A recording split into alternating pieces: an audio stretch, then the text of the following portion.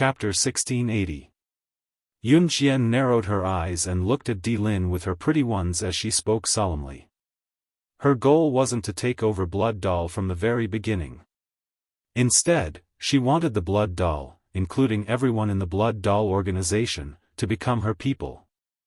A powerful and capable person didn't mean that he had to take over a powerful company. Instead, he had to make all the powerful people in the company his subordinates and use them for his own purposes. Because a company itself wasn't valuable. What was valuable was not the company itself, but the powerful people in the company. Di Lin finally understood how terrifying Yun Qian was. Rumor had it that SS wasn't just powerful, she was also very calculative. She lived up to her reputation. Follow SS and you'll have meat to eat. Sure enough, this was not just a general statement. The mission to assassinate you and obstruct the Kosha mercenaries was given a high reward by a man in a black robe. We're just taking the money. Di Lin didn't promise Yun Qian directly. Instead, he told her everything he knew to show his sincerity. Yun Qian said that he would still be the leader of Blood Doll, but Blood Doll would be under SS control from now on. Di Lin agreed to this. If Yun Qian wasn't SS, Di Lin would rather give Blood Doll away than work for Yun Qian. But Yun Qian was SS, follow SS and you'll have meat to eat. For this reason alone, Di Lin agreed. I can feel your sincerity. Well then, it's a pleasure working with you. Yun Qian's lips curled up slightly. Let's have a pleasant cooperation. Di Lin and Yun Qian came to an agreement. Smart people like to talk to smart people. It wasn't without reason. Leader, Di Lin grabbed Leng Mei's wrist. She knew that everything today was for her sake. She couldn't help but feel guilty. Let's go home. Di Lin turned and walked out with Leng Mei's hand. Leader, I'm sorry. Leng Mei wanted to say something more apologetic. Don't call me Master Chief anymore. Di Lin grabbed Leng Mei's wrist tightly, then suddenly stopped and growled at her. But why? Leng Mei asked in confusion. Are you stupid? Don't scream if the leader asks you not to. Even Ruoyin couldn't help but worry about Leng Mei's EQ. Leng Mei swallowed her saliva and shut her mouth. When Leng Mei was about to disappear from Di Lin's grasp, Yun Qian saw Qing Yu and Gu Nianji running out of the house. Qing Yu stood at the door and waved at Leng Mei. Let's play a few hundred rounds of mahjong next time. I don't believe that I can't beat you. It was only after Leng Mei and the others left that Yun Qian turned to look at Qing Yu and Gu Nianji, her lips curling into a smile. Are you addicted to mahjong? Do you want to go to Asia and play mahjong under the warm sun? No need. Sister Jian, let's go out for a walk, haha. Qing Yu tugged at Gu Nianji's hand and dashed out. Yun Qian's lips curled up again at the sight of them. It was then that her phone rang. Looking up to see that it was Zhang Xiaofan calling, Yun Qian looked up slightly and answered the call. Just as the call connected, the voice that came from the other end was not Zhang Xiaofan but Ling Yichen. Ling Yichen spoke to Yun Qian in a hopeless and shaky tone. His voice came from the other end of the phone, accompanied by howls of pain and despair. Chapter 1681. Ling Yichen's words were laced with deep despair, sorrow, and trembling. It was so soft that Yun Qian would not have heard it if she did not listen carefully. Such emotions would only be expressed when one's family member or important friend was in trouble. Such emotions were indescribable with words. It was a feeling of despair and sorrow dominating. Unable to speak due to the pain, one would tremble from fear, and the feeling that one had no future. Ling Yichen was in such a state now. Zhang Xiaofang and Chen Sini were Ling Yichen's best friends. Therefore, when something happened to Chen Sini, Ling Yichen was dumbfounded. Although he was close to Chen Sini, it was not as close as Zhang Xiaofang and Chen Sini. Ling Yichen used Zhang Xiaofang's phone to call Yun Qian because Zhang Xiaofang could not say a word after calling Yun Qian. How could Zhang Xiaofan say something like that? Even the doctor said that Cindy was dying. After Yun Jian heard Ling Yichen's words, her lackadaisical gaze sharpened. "Where are you?" Yun Jian asked curtly. "We're at Longmen City People's Hospital." Ling Yichen's voice had just rung when Yun Jian hung up. Ling Yichen did not get a reply from Yun Jian.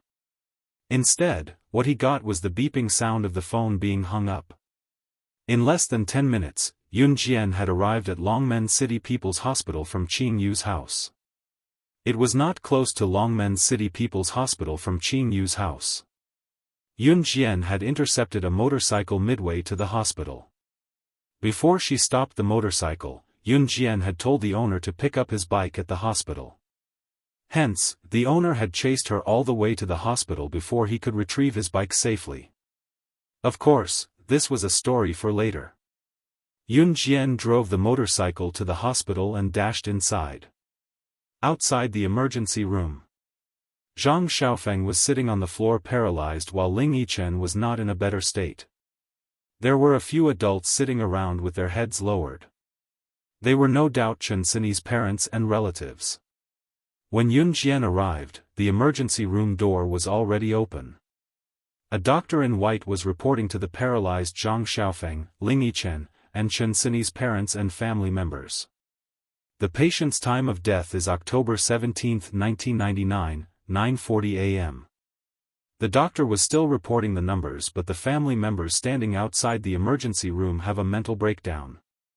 Zhang Xiaofan and Ling Yichen were paralyzed, unable to say a word. No. No, no, no. How can my daughter be dead? She's so young. How can she be? Please. Save her again. Save her. She's still so young. She hasn't even passed her prime yet. Doctor, I beg you. I'm begging you. Chen Sini's mother had already broken down. As she spoke, tears blurred her vision and she knelt down in front of the doctor. Chen Sini's relatives were all ashen-faced. What a good child. Was she gone just like that? Just as everyone was in despair and breaking down, wailing in grief and pain, their hearts constricted and their tears flowed uncontrollably. In the midst of the haze, a small and slender figure flashed past everyone's eyes.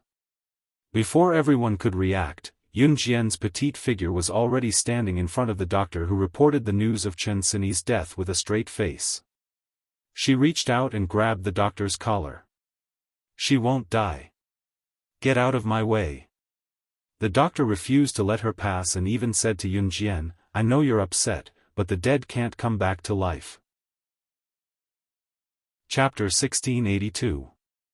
Just as she said that, she was already holding a butterfly knife that she had pulled out of nowhere. The butterfly knife was already pressed against the doctor's neck agilely. Grim Reaper's hand. Who in this field did not know about the Grim Reaper's hand in the medical field?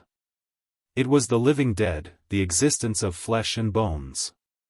Even if it was a dead person who was carried into a coffin, the Grim Reaper's hand could revive the person in seconds. The legendary Grim Reaper's hand was not human at all. It was a living Huatua. A celestial being who had descended from the heavens. Therefore, when he heard Yun Jian's self-introduction, the doctor who was used to seeing life and death parting narrowed his eyes and staggered. Yun Jian had announced her identity directly so that there would be no obstacles. Now that she was confirmed dead, it meant that Chen Sini had been resuscitated many times in the hands of these doctors. The time wasted could have cost a person who could have been revived. This moment was different from when Qin Yiru's hand was injured back then. A life was at stake. If they did not resuscitate Chen Sini in the shortest time possible, even she would not be able to save her. Perhaps it was the way Yun Jian wielded the butterfly knife just now that was comparable to a doctor who held a scalpel for years and had amazing skill with it. The doctor who was expressionless earlier dashed to the director's office in horror after hearing Yun Jian's words. Chen Sini's relatives and friends who stood where they were had never heard of the Grim Reaper's hand. However, seeing the change in the doctor's expression just now, everyone placed their hopes on Yun Jian. In the end, Yun Jian entered the operating room under the pleading of Chen Sini's mother. 3 hours later, with the director's assistance, Yun Jian completed the operation that cut into the brain. The operation was completed successfully and Chen Sini was safe. The brain was the most dangerous part of the human body that could not be injured the most because it was the most important part of the human body. It was fine if other parts were injured, but if there was a problem with the brain that controlled the entire body, the danger was imaginable. When Yun Jian came out of the operating room and announced Chen Sini's rescue, the entire Longmen City People's Hospital was in an uproar. Chen Sini's parents were indescribably grateful to Yun Jian. Zhang Xiaofan and Ling Yichen, who were paralyzed earlier, also recovered. Sini was still alive. It's good that he's alive. As long as he was alive, anything could be healed. What happened? Yun Jian asked Zhang Xiaofan and Ling Yi after getting rid of the crowd. Half an hour later, Yun Jian arrived at the gate of No. 1 middle school alone. Yizhong was a key high school in Longmen City. Yizhong students had classes on Saturdays and only had weekend breaks from Saturday night to the weekend dinner time. Therefore, the students of No. 1 middle school were still in school. Chen Sini accidentally met the school beau of No. 1 middle school. In order to avoid the pursuit of the ugliest girl in No. 1 middle school, the school beau of No. 1 middle school treated Chen Sini as cannon fodder and madly pursued her. The ugliest girl in No. 1 middle school came from a wealthy family. She was a very powerful person. Therefore, the school beau of No. 1 middle school was pestered by her as well. The ugliest girl in No. 1 middle school thought that the school beau of No. 1 middle school had really fallen in love with Chen Sini, so she pushed Chen Sini down from the second floor and her head hit the ground when she was arguing with Chen Sini this morning. That was right. Yun Jian was here to avenge Chen Sini. Without a doubt, Chen Sini had become the group's scapegoat. Moreover, with the ugliest girl's family background, even if something really happened to Chen Sini, the girl would be fine as she was still underage. At most, she would be sent to the police station for a while before she was released. When Yun Jian entered the school gate, the guard uncle stopped her, but Yun Jian leaped through the 2-meter-tall gate. The guard uncle was so frightened that he dared not chase after her. No. 1 middle school second-year class, 6, the class of the school beau.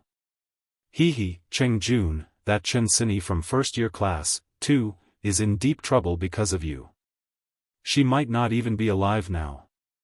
Aren't you afraid? A boy was talking to another good-looking boy. Pfft, if you didn't mention it, I would have forgotten about her. Hey, I didn't push her. Why should I be afraid? The boy called Cheng Jun said confidently. At this moment, a petite and beautiful figure appeared at the gate. While the crowd was amazed by Yun Jian's beauty when she came in, they did not forget to gossip about her.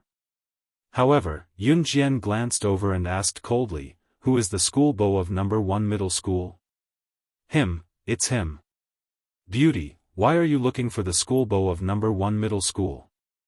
Don't tell me you want to chase him." "Ha ha ha." The boy who was talking to the school beau of No. 1 middle school, Zhang Qingjun, immediately pointed at Zhang Qingjun and teased Yun Jian with a smile. Everyone in the class laughed when they heard this. As soon as the boy finished speaking, Zhang Qingjun brushed his bangs and was about to exclaim about his charm. However, Yun Jian's figure flashed. She quickly drew her knife and the butterfly knife flew out like a sword. She appeared in front of Zhang Qingjun in an instant, grabbed the butterfly knife and stabbed it directly into Zhang Qingjun's thigh in front of everyone. Chapter 1683. When Yun Jian entered the classroom to ask who the most handsome guy in EE was, the students in class 2, 6, had thought that Yun Jian was a student from another school. Zhang Qingjun was very famous in Longmen City. Due to his good looks and results, many high school students in Longmen City knew who he was. Even some of the junior high school students knew who Zhang Qingjun was. Therefore, the students thought that Yun Jian had chased after Zhang Qingjun, the most handsome guy in their school, because she admired him. In spite of it, No one expected Yunjian, who gave off the impression of a meek high school girl the moment she appeared, to suddenly appear in front of Zhang Qingjun in a few blinks. His skills were like those of a martial artist. Everyone was dumbfounded when they saw an ordinary girl display such a powerful ability.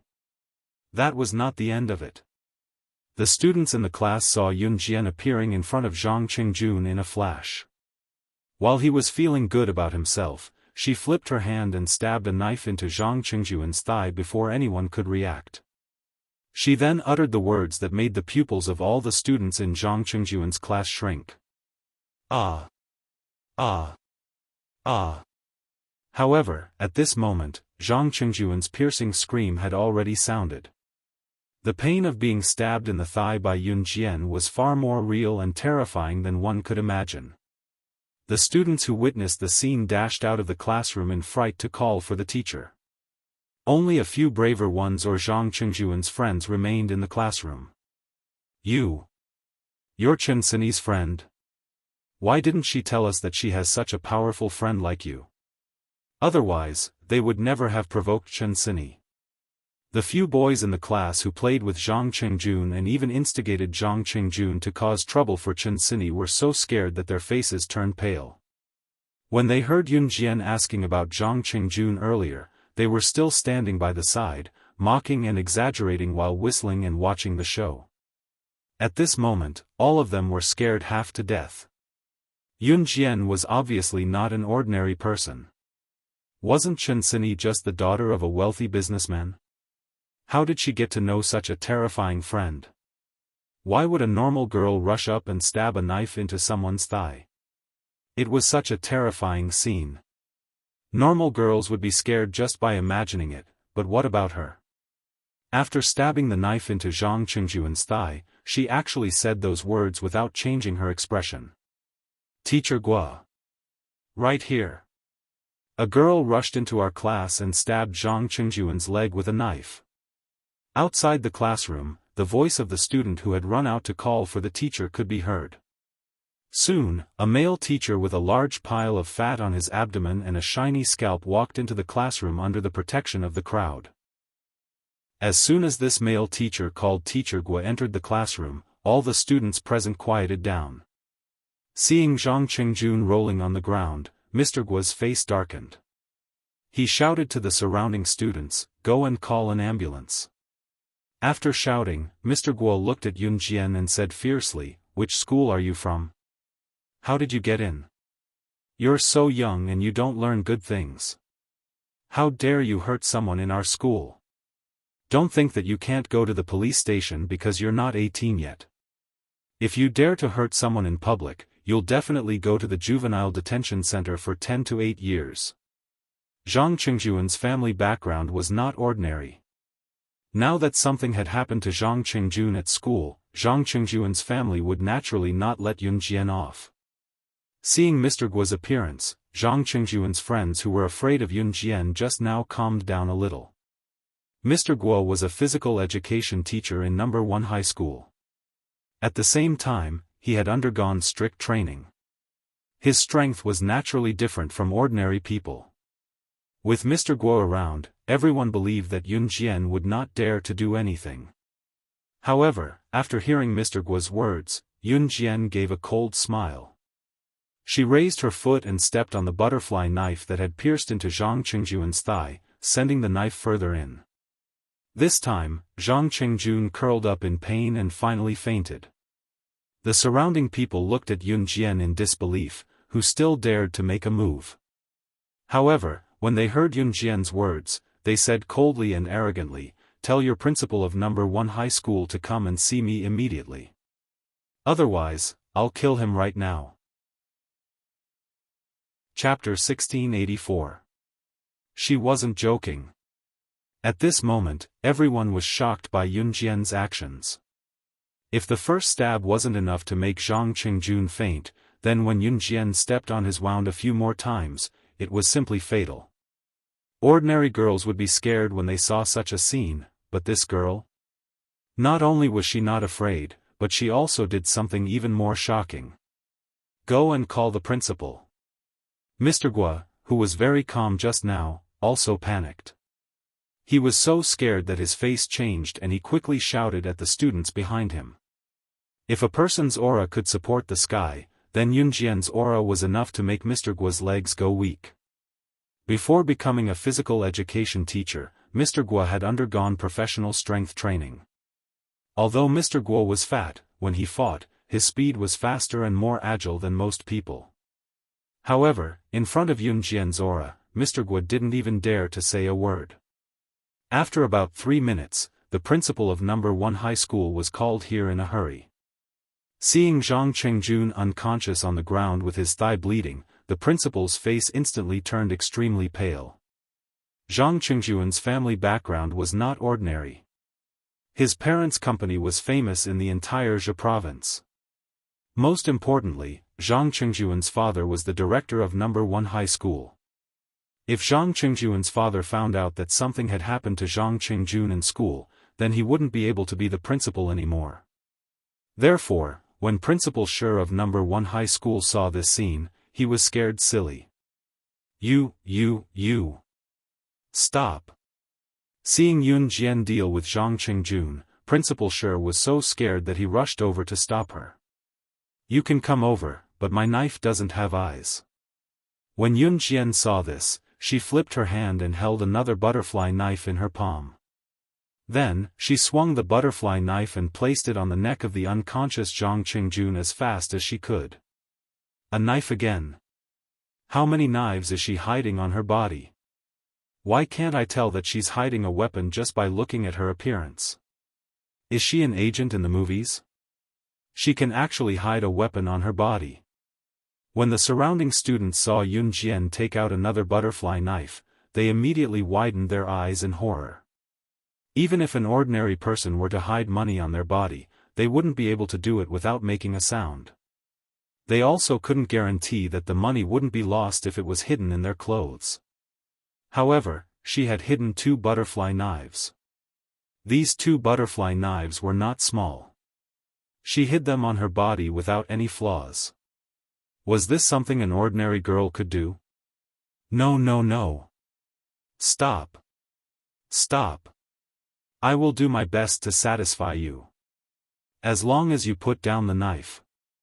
Principal Shi was scared out of his wits by Yun Jian's actions. He waved his hand to show his weakness to Yun Jian. Hearing this, Yun Jian kicked the fainted Zhang Qingjun away. Naturally, she disdained to use Zhang Qingjun to threaten others. In just 2 short steps, Yun Jian walked in front of Principal Shi and the others. She looked at Principal Shi and the others and said calmly without any change in her expression.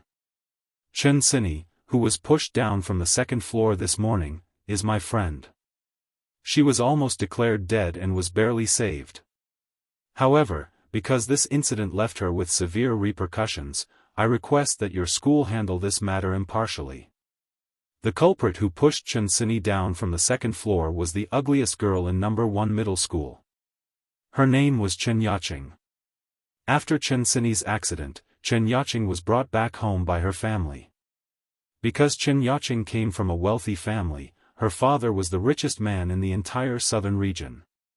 Therefore, Principal Shi didn't dare to expose Chen Yaqing. To put it bluntly, even if Chen Sini died, as the culprit, Chen Yaqing and Zhang Qingjun, nothing would happen to them. The 2 of them would go to school. In the end, they would use the excuse that they were underage and accidentally hurt someone to cover up the matter. Then, the matter would be settled. Hearing that Yun Jian wanted him to handle this matter impartially, Principal Shi was so scared that his face turned pale. He would rather offend Zhang Qingjun's family than Chen Yaqing's family. What if I don't agree? Principal Shi's voice became louder. Compared to Zhang Qingjun, Chen Yaqing's family was even more terrifying. Chapter 1685. Yun Jian's insolent words were like a landmine that spread to every corner of the place, stupefying everyone for a moment. When they came back to their senses, they were bewildered. Bomb No. 1 middle school? She had the ability to bomb the entire school? The students present were slightly taken aback. Look, she said she's going to bomb number 1 middle school. Some of the students were stunned for 2 seconds after hearing what Yun Jian said before bursting into laughter. The students were genuinely thinking that it would be great if Yun Jian really had the ability to bomb number 1 middle school. However, the problem was that she, a teenage girl, actually said she was going to bomb number 1 middle school. Would it not be a joke if she said something like that? The students around them could not stop guffawing when they heard what Yun Jian said, but Principal Shi and Teacher Guo could not bring themselves to laugh. So arrogant at such a young age. As the principal of number 1 middle school, I've given you a chance but you're so stubborn. You're a lunatic. Principal Shi shouted through gritted teeth at Yun Jian. Even Principal Shi was infuriated by what Yun Jian said. Yun Jian smirked when she heard that. Yun Jian then dialed a number right in front of Principal Shi. Coordinates to the principal's office in Country Zhizhou Province, Longmen City number 1 middle school. Lock on and bomb it. The students who thought that Yun Jian was joking thought that Yun Jian was crazy when they heard what Yun Jian said. She's from a mental hospital, isn't she? Let's go tie her up and send her back to the mental hospital. A male student at the side seemed to have snapped out of it as he pointed at Yun Jian and said to the group. Other than a lunatic, who else would do such a series of things just now? Other than a lunatic, no one else would do what Yun Jian did, right? Stabbing someone's thigh, saying she was going to bomb the school and even dialing a number. No normal person would do that.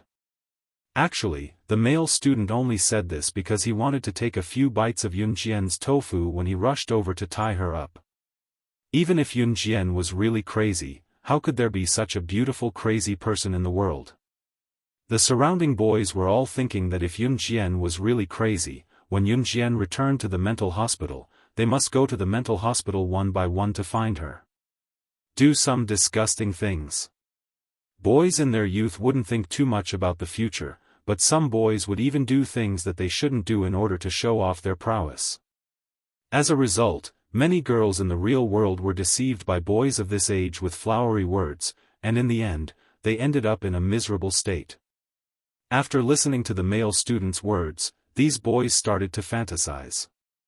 If Yun Jian was really a patient who escaped from a mental hospital, then wouldn't they be able to do whatever they wanted? However, just as this group of disgusting boys were imagining things that they couldn't accept and were about to walk towards Yun Jian one by one, trying to suppress Yun Jian together, in the distance, a loud roar came from the office building. Boom! That sound was so loud that it almost shook the sky, as if the eaves were about to collapse. Hearing this loud sound, the boys who wanted to do something, as well as Principal Shi, Teacher Guo, and the others, were all shocked. When the sound of the explosion had just subsided, Principal Shi suddenly trembled. After he came to his senses, he ran from the classroom to the classroom corridor as fast as he could.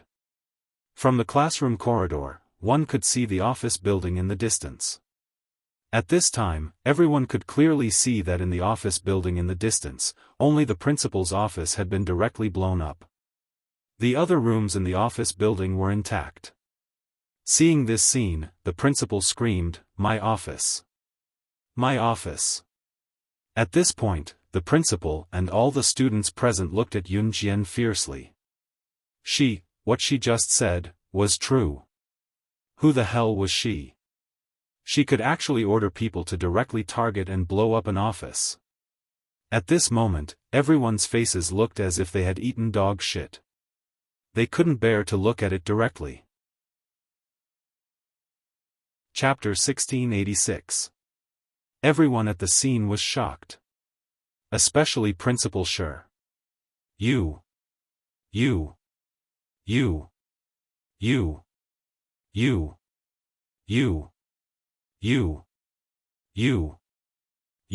Principal Shi was scared out of his wits. When he came back to his senses after a long time, he pointed at Yun Jian with his trembling fingers that could not be looked straight at. Shaking like a ball, he shouted a string of "you," but no words came out of his mouth in the end. It could focus on the sniper's spot on the office floor.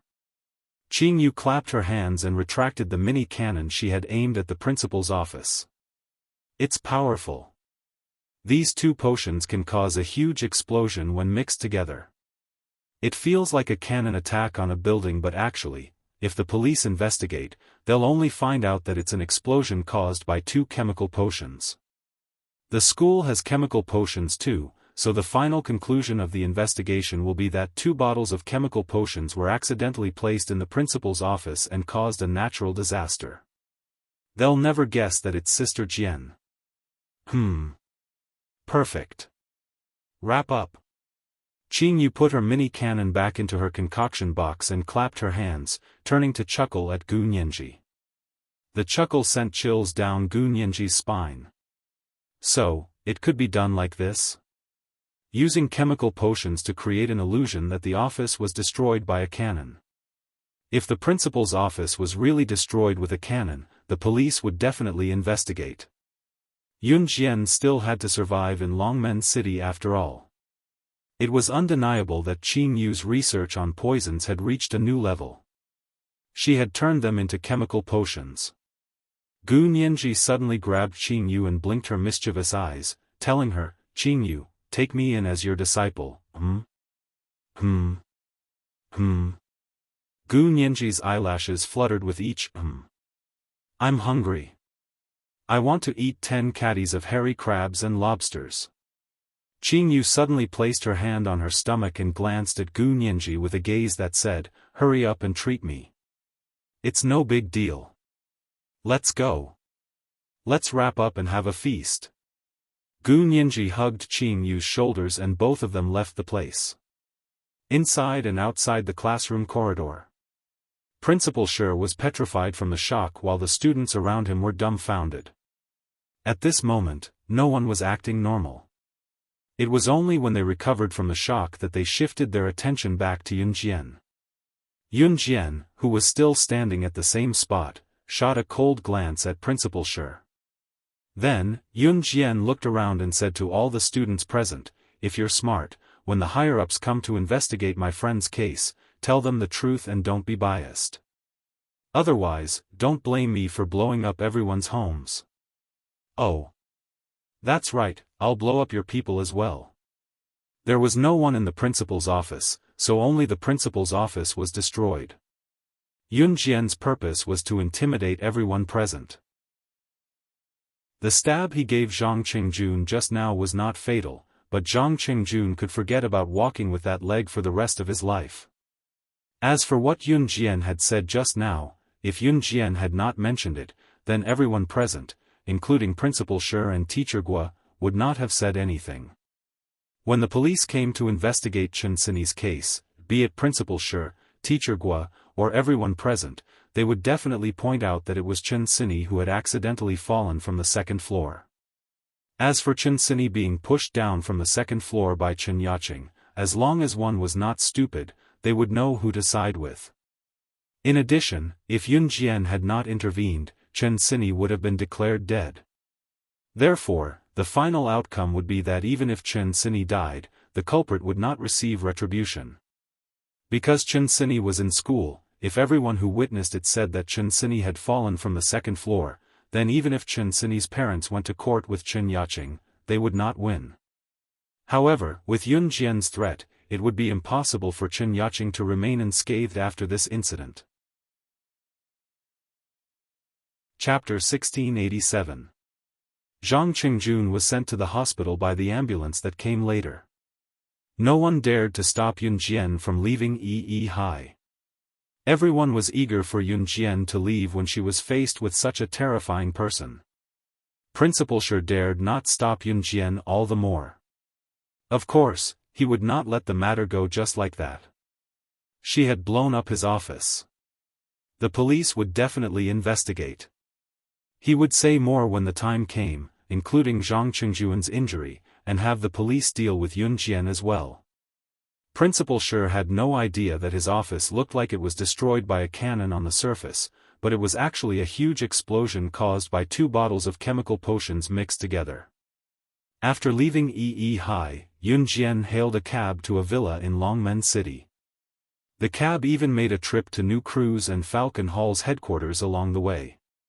Zhang Xiaofan and Ling Yichen got into the car at New Cruise and Falcon Hall's headquarters. That girl called Chen Yaqing is Chen Fugui's daughter. Chen Fugui is the richest and most powerful tycoon in the southern region. He's currently staying in Longmen City's Jifang Road's villa. Once Zhang Xiaofan and Ling Yichen got into the car, the latter told Yun Jian what he found out about Falcon Hall. Zhang Xiaofan, Chen Sini, and Ling Yichen were usually helping Zhang Jifan manage New Cruise when they had nothing to do. When New Cruise and Falcon Hall collaborated, Zhang Xiaofan, Ling Yichen, and Ling Yichen worked together to manage Falcon Hall in secret. Zhang Xiaofan, Ling Yichen, and Ling Yichen were all geniuses with plenty of ingenious ideas. Now that New Cruise had become Country Z's leading brand, Zhang Xiaofan and Ling Yichen's help was indispensable. If Chen Yaqing knew what Chen Sini was doing in New Cruise, she would not dare do anything to Chen Sini. Although Chen Yaqing's father was the richest tycoon in the southern region, he was nothing compared to New Cruise. Go to Jifang Road, Yun Jian said to the cab driver with a grim expression. Jifang Road, Villa Forest. There were many villas here, but there was only one villa that was the biggest on Jifang Road. This villa was naturally Chen Yaqing's home. At this moment, the guard at the entrance of the villa was still watching the door while munching on melon seeds. At first glance, he saw a slender young lady with two handsome young men following behind her. Each of them had their own strengths as they walked towards him. The young girl walked at the front, and the two youths behind her were like her subordinates. The reason why the guard thought so was because the girl's aura was simply too powerful. She was so powerful that the guard could only watch as Yun Jian stood in front of the door, cracked the password lock, and walked into the villa within 3 seconds. It was only after she had walked far away that the guard reacted. Hey hey hey! He couldn't leave. You can't leave. By the time the guards chased after them, Yun Jian and the other two had already disappeared. Rich and powerful families often held parties. At this moment, Chen Fugui had invited all the socialites and handsome men of the same age to hold a party at his house. Chen Yaqing was also wearing a gorgeous dress, and chatted with the handsome men of the upper class as if nothing had happened. Your daughter is becoming more and more beautiful. In the corner, a bald middle-aged man praised Chen Yaqing against his conscience. In fact, Chen Yaqing's ugliness was unrivaled. Chen Fugui was amused when he heard that. He even nodded and clinked his wine glass with the middle-aged man's. However, at the moment when the two wine glasses touched, the door was kicked open. The door was not kicked open, but was directly kicked open from outside. The entire door was spread on the ground like a carpet. This sudden turn of events caused everyone present to be shocked. Outside the door, a slender young girl stopped and entered.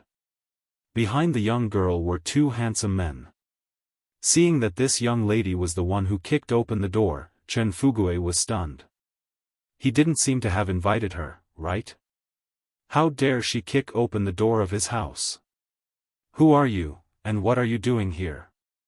Do you know where this is? How dare you be so arrogant? Chen Fugui stood out and shouted at Yun Jian. Chapter 1688. I'll gladly accept your position as the richest man in the southern region. Yun Jian's arrogant words rang out right after Chen Fugui's words and reached everyone's ears. Yun Jian's words carried an undeniable arrogance, especially her last sentence which attracted everyone's attention. Even Chen Fugui could not help but widen his eyes at Yun Jian who barged in. Everyone was stunned. After the shock, there was a dead silence. After a long while, someone finally spoke up. New Cruise's director? Falcon Hall's boss, Rakshasa? Fugui, who's this little girl? After a pause, a middle-aged man asked in surprise. The person who asked was a similarly wealthy middle-aged man whom Chen Fugui had invited to the party. This little girl even claimed to be New Cruise's director, Falcon Hall's boss, Rakshasa. I say, Fugue, did you bully this little girl again? Huh, she even came knocking on our door. Does your wife know about this? As soon as the middle-aged man's voice fell, a burst of laughter rang out. It was an old man in his 50s or 60s who was about to enter old age. The old man's smile was devilish as he looked at Chen Fugue with a mischievous gaze. Chen Fugue was the richest man in the southern region, which was also the richest man in the entire southern region of Country Z. When a man had money, he would think of being a playboy. This wasn't just a saying. Usually, a man like Chen Fugue, although he wouldn't bring his mistress home, he still kept countless mistresses outside. Naturally, Chen Fugue's wife would not care. She only needed to keep her position as the wife and protect the family's assets. No matter how many mistresses Chen Fugue had, as long as he did not give most of the family's assets to his mistress, everything would be fine. Many rich men were like that. That was why after seeing Yun Jian's unfriendly words to Chen Fugue, the old man suspected that Yun Jian was one of Chen Fugue's female students. Chen Fugue already had one foot in the coffin. His taste was really big. As for what Yun Jian had just said, after the old man's interruption, the people present did not listen to a single word. Everyone only felt Yun Jian's arrogance, but directly ignored the other words that Yun Jian had just said. Tisk, you're so young, yet you don't learn to be good. You're learning from others to be a mistress. You're even using new Cruise and Falcon Hall as shields.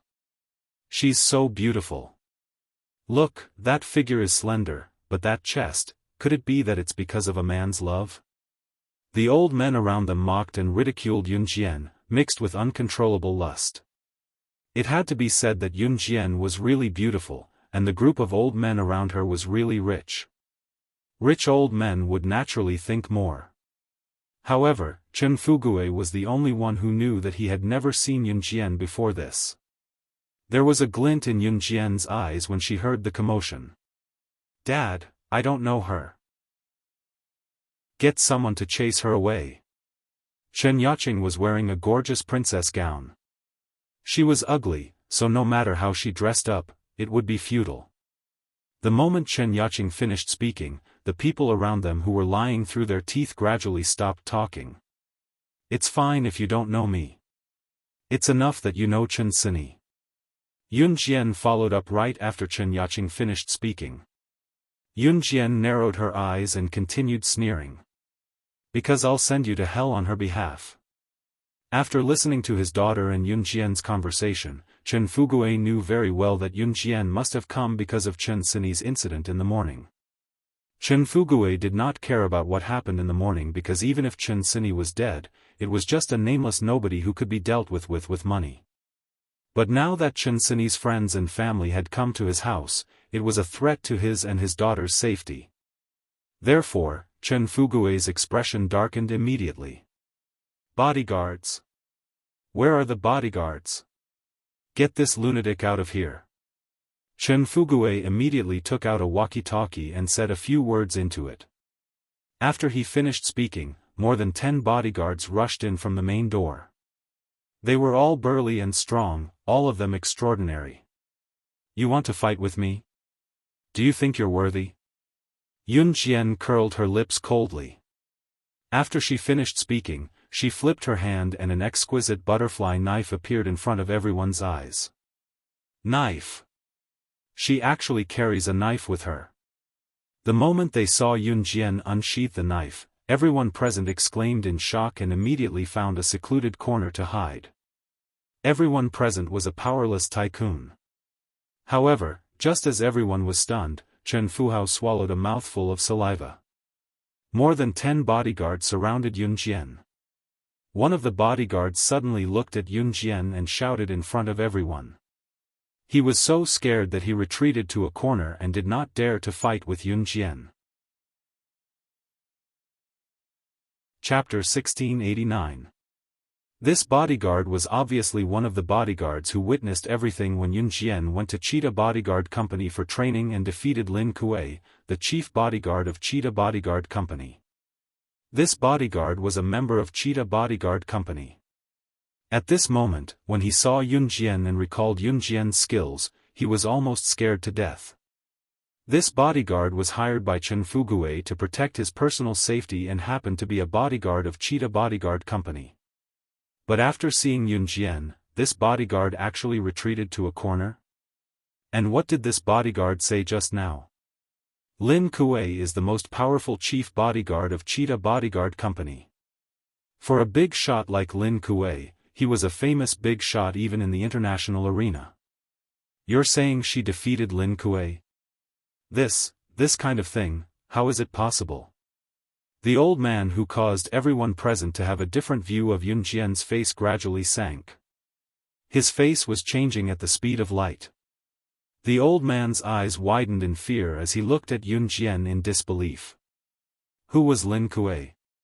For example, even Chen Fugui, who was the richest man in the southern region, couldn't invite Lin Kuei to be his bodyguard. For a person of Lin Kuei's status, only an absolutely important person would be able to move him. Moreover, Lin Kuei's status in the international community was well known. Hiring a bodyguard was a way for some rich people to protect their own lives. Generally, no matter what kind of accident happened, the bodyguard would not withdraw before the employer safely left. If the bodyguard did so, it would be a violation of the contract and the compensation would be deducted. The bodyguard company would even have to compensate the employer for the bodyguard. Not only that, it would also affect the company's reputation. All the bodyguards were aware of this, so sometimes even if their lives were in danger, they would not back down. But the bodyguard who said that Yun Jian defeated Lin Kuei was so scared by Yun Jian that he directly retreated to a corner. It was conceivable that in his impression, Yun Jian was even more terrifying than compensating the employer. Therefore, everyone present was frightened by the bodyguard's action and behavior. How is it impossible? I saw her defeat Lin Kuei with my own eyes. Moreover, he only used one move to defeat Lin Kuei. He really only used one move. One move. The bodyguard immediately replied to the old man in a frightened voice. When the crowd heard this, their expressions changed rapidly. What? She defeated Lin Kuei from your Cheetah Bodyguard Company in one move? As soon as the bodyguard finished speaking, many frightened and shocked voices sounded from the surroundings. Just now, the bodyguard said that Yun Jian had defeated Lin Kuei. This was already unbelievable. But the problem was, Yun Jian defeated Lin Kuei in one move. What kind of power was this? Was she really just a teenage girl? At this moment, Chen Fugui recalled what Yun Jian had called herself. The chairman of New Cruise? Falcon Hall's boss Rakshasa? Could it be that she really? Chen Fuhao gulped hard. If Yun Jian was really the owner of New Cruise and Falcon Hall, it would not be good to have another enemy even though it would not cause him to go bankrupt.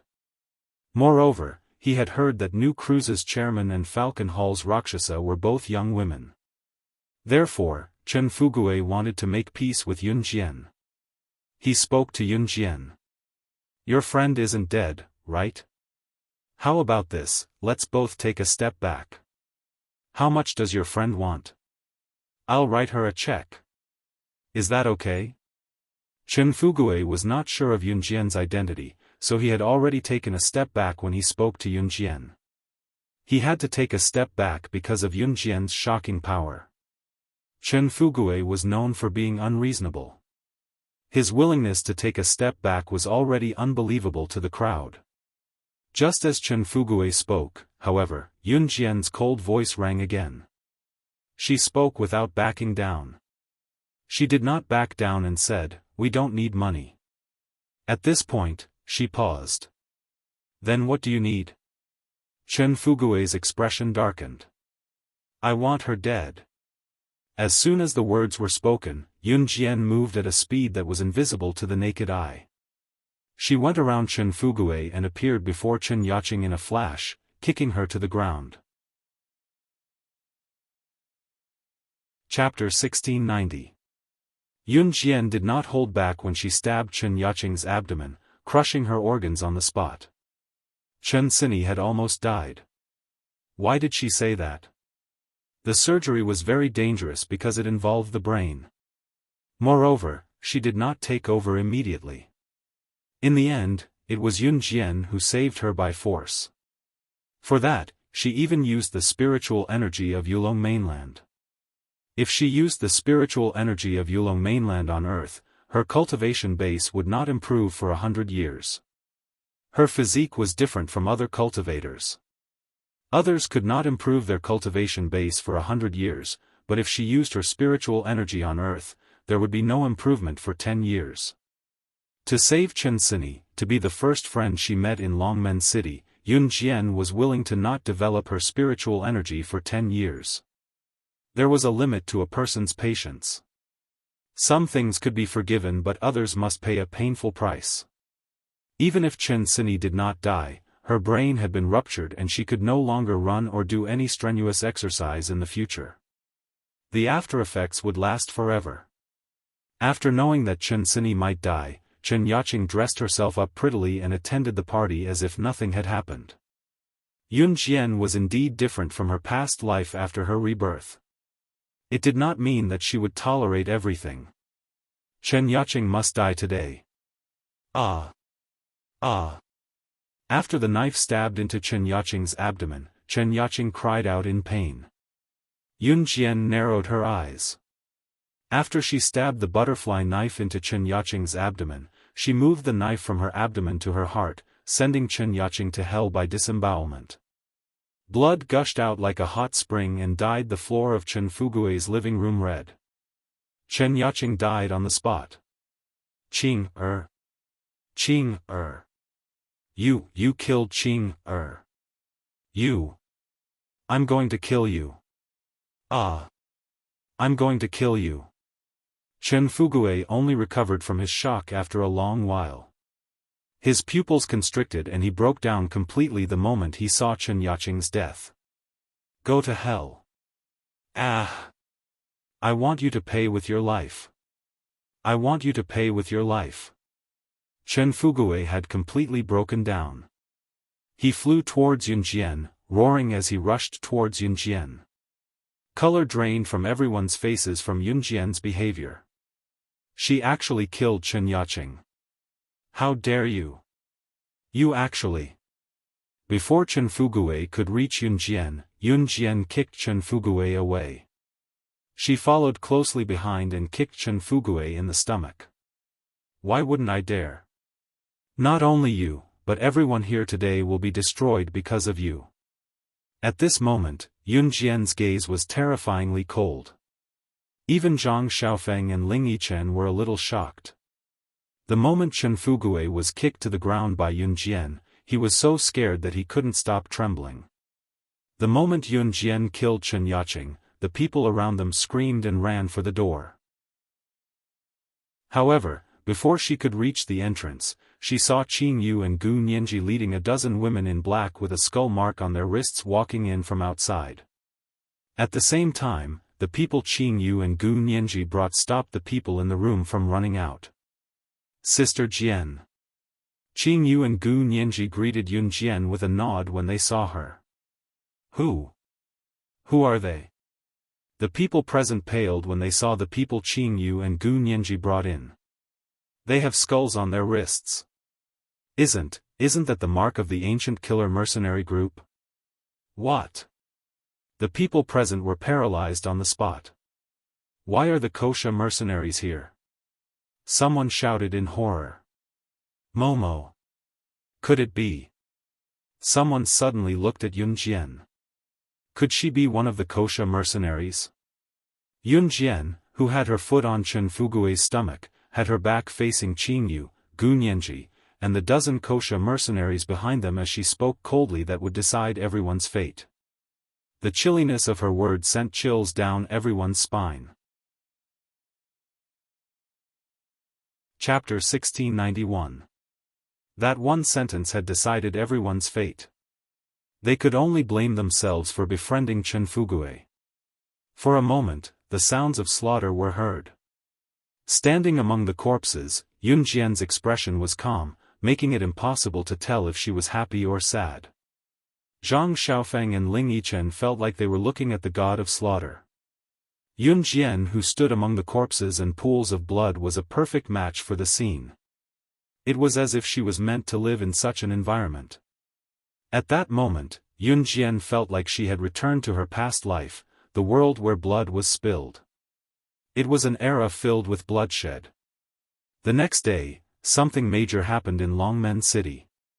The richest millionaire in the southern region was having a party, but unfortunately, a fire broke out.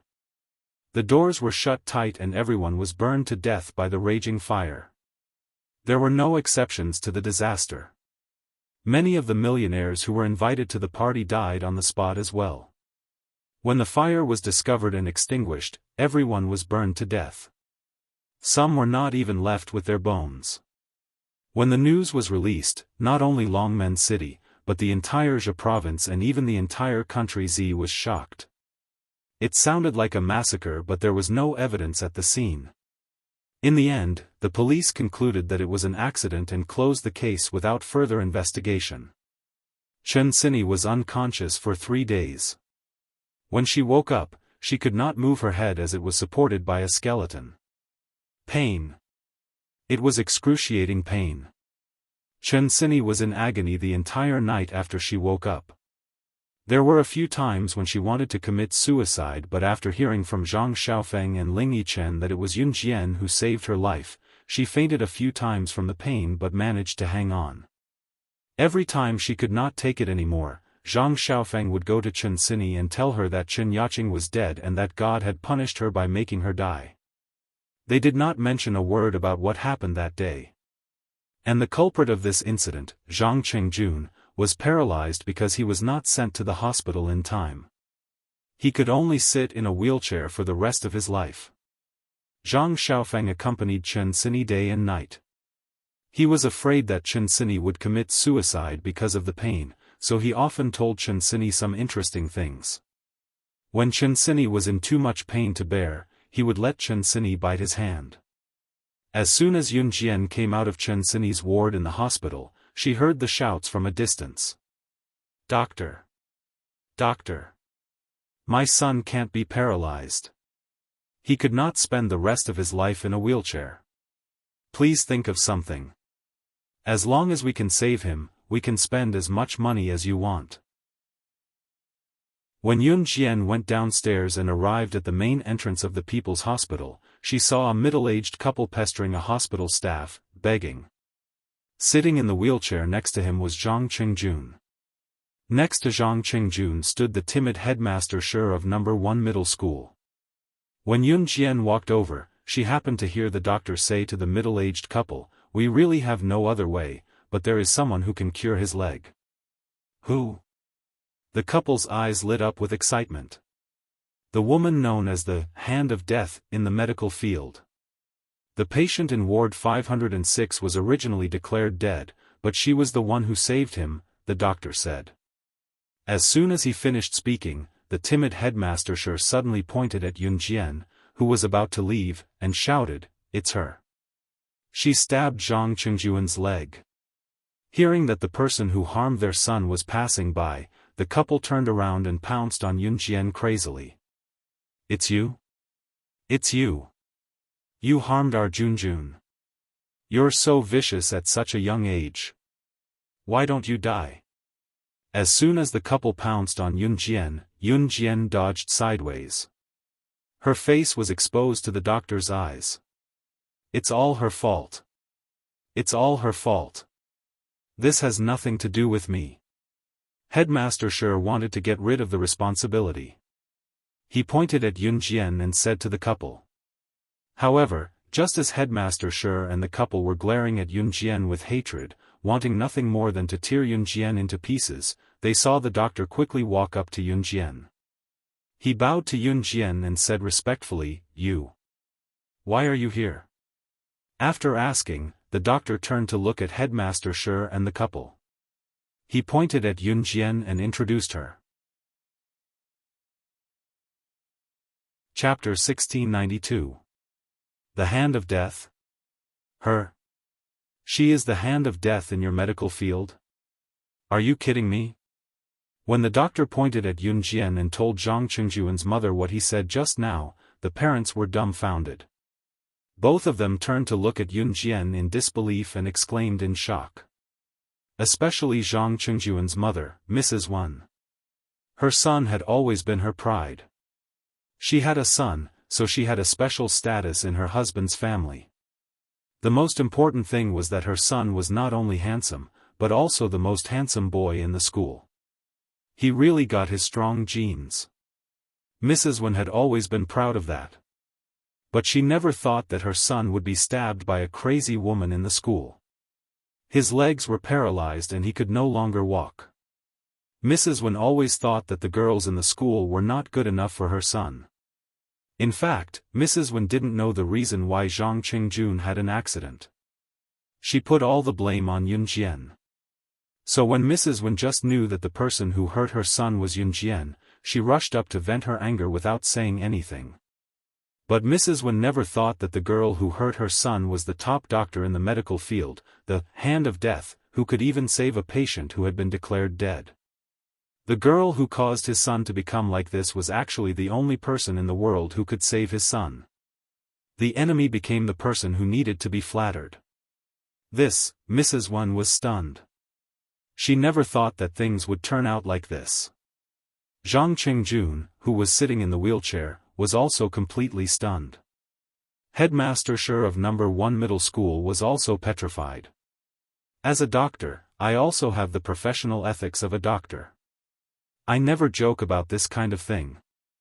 At that time, the heart and brain of the patient in Ward 506 had stopped working in the emergency room. Originally, he was completely dead. But as soon as she took action, the person strangely came back to life. I've seen it with my own eyes. Other than the hand of death in our medical field, no one else can do it.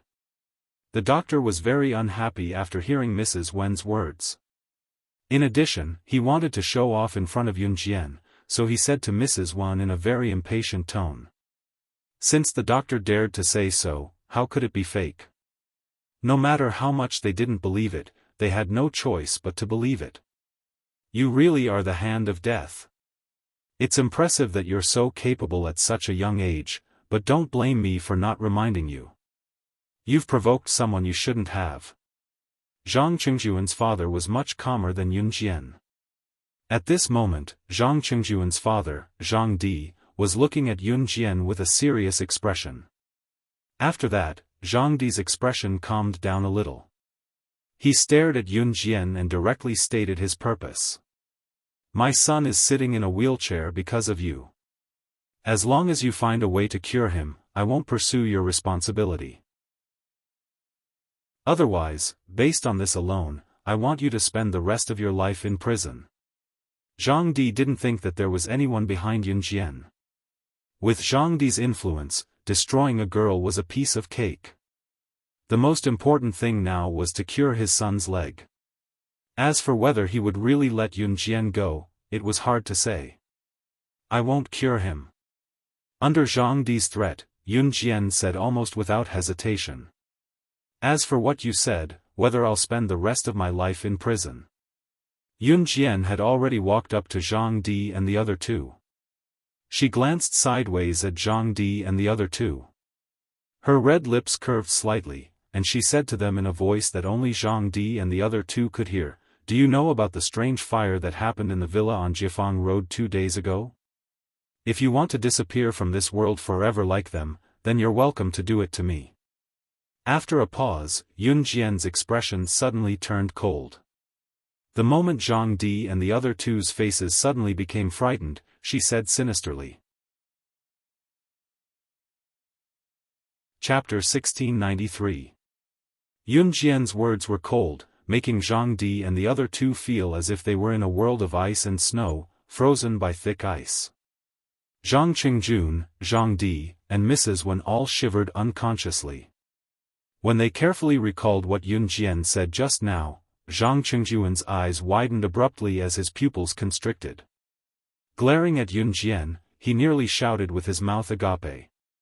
In the end, afraid of Yun Jian, he lowered his voice and said fearfully, "There was a fire in Chen Yaqing's house, and all the guests, including the host, died in the fire. Was it you? Could it be that you did it?" But Zhang Qingjun didn't dare to shout out the last sentence. It was because he saw Yun Jian's right hand poking out of her pants pocket. Between the fingers of her right hand was a butterfly knife that had yet to be unsheathed. The gleam of the butterfly knife flashed briefly. Seeing this, Zhang Qingjun swallowed a mouthful of saliva. The fire in the villa on Jifang Road shocked the whole Jia province and even the whole Zi country. Chen Fugue was the richest man in the southern region and had a certain influence in the whole Zi country. That fire took the lives of Chen Fugue's family without warning, including all the rich people who went to Chen Fugue's house to attend the party. It was sudden, but now that Yun Jian had mentioned it, she was shocked. In addition, Chen Yaqing was the culprit who almost killed Chen Sini. On the day of the fire, Yun Jian went to school to find him. Putting the two together, Yun Jian, Zhang Qingjun, who suddenly realized this, looked at Yun Jian in horror. Chen Fugue was the richest man in the southern region. Yun Jian was too scary. She could even kill the richest man in the southern region without leaving a trace. Just what kind of power was behind her? Zhang Qingjun's eyes widened in horror. Mrs. Wan and Zhang Di immediately felt that something was wrong. Mrs. Wan and Zhang Di didn't know how their son Zhang Qingjun provoked Yun Jian, but they were not stupid. Naturally, they understood the meaning of Yun Jian's words. Moreover, Zhang Qingjun was only halfway through his sentence. The richest man in the southern region, Chen Fugue's family, was quietly exterminated. Was this done by Yun Jian? Zhang Di and Mrs. Wen's faces darkened at the same time. Who was Chen Fugue? Even on the international stage, Chen Fugue was still a big shot. Although Zhang Di's family background was illustrious, compared to Chen Fugue's family background, it was not even worth a blade of grass. Yun Jian could annihilate Chen Fugue's family without a sound. How could the Zhang clan afford to offend him? At this moment, Zhang Di and Madame Wen couldn't help but tremble in their hearts. How did their family's Jun provoke such a terrifying woman? No, it was a girl. She wasn't even human. Even if the girl named Chen Sini accidentally pushed her down the stairs, her head hit the ground and she died. She didn't need to silence Chen Yaqing's family. But she really killed Chen Yaqing's family. He had really managed to wipe out an entire sect without a sound. Junjun, we don't want to treat you anymore. Mom will take care of you forever. Mom will protect you. Let's go. Let's go. Mrs. Wen's face turned green with fear. How could she dare to stay here? If she stayed any longer, she would lose her life. Mrs. Wen hurried over to push Zhang Qingjun's wheelchair. She reached out and pulled her husband Zhang Di's clothes. They hurried out of the hospital gate. Before they walked out of the hospital gate, they heard a sharp female voice behind them. The three of them were scared and their faces changed again. Did I say you could go? As soon as she finished speaking, Yun Jian had already flashed to the three of them. You. What do you want? Mrs. Wen's face was pale with fear. She stuttered and asked Yun Jian. Chapter 1694. Kowtow and apologize before leaving? Why? Zhang Qingjun naturally knew what Yun Jian meant, but Zhang Qingjun's parents had no idea. Mrs. Wen didn't even know why Yun Jian did this to her precious son. In Mrs. Wen's and Zhang Di's eyes, their precious son did nothing wrong. It was Yun Jian's epilepsy that provoked Zhang Qingjun from the beginning. Maybe it was because their son was handsome and Yun Jian failed to pursue their son before. Then she went crazy and wanted to take revenge on him.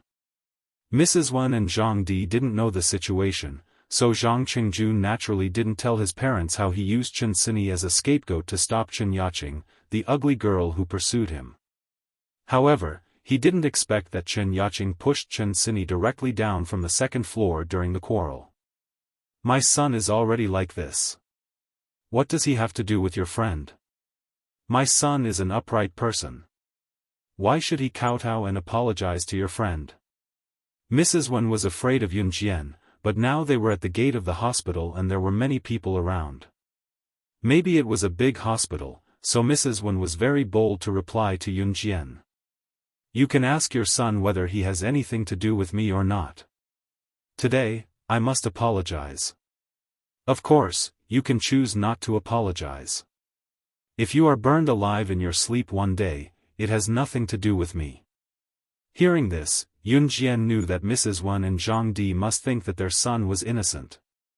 Zhang Qingjun definitely didn't tell Mrs. Wen and Zhang Di about the dirty and shameless things he did. He was the culprit who almost killed Chen Sini. After Yun Jian said this, Zhang Qingjun was really scared. She was cruel that day. She mercilessly stabbed the knife into his thigh. The pain was still vivid in his mind. I was wrong. It's all my fault. I'm the one who harmed Chen Sini. I'll kowtow and apologize. I'll kowtow and apologize. I'll go. I'll go. Zhang Qingjun shouted at Yun Jian and then told Mrs. Wen and Zhang Di what he did. Room 506. Chen Sini's head was held up and she couldn't move. Compared to a few days ago, her head didn't hurt as much, but she could still feel waves of pain. The pain from a few days ago made her feel that there was no hope for her to live in this world. Now, she was obviously much better. Chen Sini's mother, Wuxia, stood aside with her back to Chen Sini, wiping her tears. Chen Sini's father, Chen Zhenchuan, stood aside and sighed in pain. Zhenchuan, I've sent someone to ask around. This matter is not easy to handle. Zhang Qingjun's father, Zhang Di, is a big shot. Even if we sue him, we won't get any benefits, one of Chen Zhenchuan's friends said regretfully to Chen Zhenchuan. As Chen Sini's father, Chen Zhenchuan naturally didn't want to let the matter rest. Then what can I do? Am I supposed to just watch my daughter suffer like this for nothing? Chen Zhenchuan stood at the door so that Chen Sini, who was in the ward, would not hear him. He suppressed his voice and said painfully. Was there really no way to deal with Zhang Qingjun, the culprit? Just as Chen Zhenchuan and his friends were standing there and the atmosphere was at its lowest point, suddenly, a person was thrown in through the door. Everyone took a closer look. Wasn't this person Zhang Qingjun? Outside the door, Yun Jian threw Zhang Qingjun into the room and walked over. She stepped on Zhang Qingjun's back in front of everyone and knocked Zhang Qingjun's head hard in the direction of Chen Sini's bed. Then, Yun Jian turned around and shouted at the door, "You two, get in here and kowtow together." After that, Zhang Di and his wife, Mrs. Wen, who were still discussing how difficult it was to deal with, ran into the room trembling. They obediently knelt down in the direction of Chen Sini's bed. Chapter 1695. Everyone who saw this scene was petrified. Principal Shi, who was with Zhang Di and Mrs. Wen just now, sneaked away. Yun Jian didn't bother to care about him. After Principal Shi slipped away, Yun Jian directly pulled Zhang Qingjun and the other two into the ward. At this moment, seeing Zhang Qingjun, Zhang Di, and Mrs. Wen obediently listening to Yun Jian, they all knelt down and kowtowed to Chen Sini. Whether it was Chen Sini's father, Chen Zhenchuan, or Chen Sini's mother, Wuxia, who was sobbing secretly at the side, blaming her daughter for what she had gone through. In the end, the culprit was still at large. Everyone, including Chen Sini's relatives who came to visit her in the hospital, saw this scene and couldn't help but be shocked. Of course, everyone present recognized Zhang Di. They had also seen Zhang Qingjun's photo. Especially Chen Zhenchuan. His daughter had suffered so much. If he didn't even know what the person who hurt his daughter looked like, how could he be a father? Therefore, the moment he saw Zhang Qingjun, Zhang Di, and Mrs. Wen being driven into the room by Yun Jian and kneeling down to apologize, Chen Zhenchuan and his relatives and friends were all dumbfounded. Jinshuan, this is. The middle-aged man, who had just said that Zhang Qingjuan's father was a big shot and difficult to deal with, saw this scene and came back to his senses after a long time. He had asked someone to ask whether Zhang Qingjuan's case could be solved. However, the news he got was that Zhang Qingjuan's father, Zhang Di, was very powerful. This was not easy to deal with. This also meant that even if Chen Sini couldn't be cured and died, it would be good for Chen Yaqing and Zhang Qingjun. Chen Jinshuan was not strong enough to deal with them at all. To be honest, if he was not strong enough and his family members were killed by others, nothing would happen to them at all. His family members died in vain. That was why the middle-aged man was so surprised. Who on earth was Yun Jian?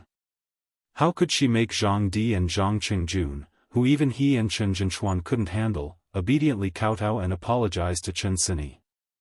How capable was this little girl? How could she make such a big shot like Zhang Di and his son take the initiative to apologize to Chen Sini? Naturally, Chen Jinshuan didn't know the reason. He stared blankly at the scene in front of him. It wasn't hard to guess that Yun Jian must be capable. That was why Zhang Di and Zhang Qingjun came to apologize. However, before anyone could react, Yun Jian brought Zhang Di and Zhang Qingjun here to kowtow and apologize to Chen Sini. On the other side, Yun Jian stomped on Zhang Di's head, slamming it to the ground.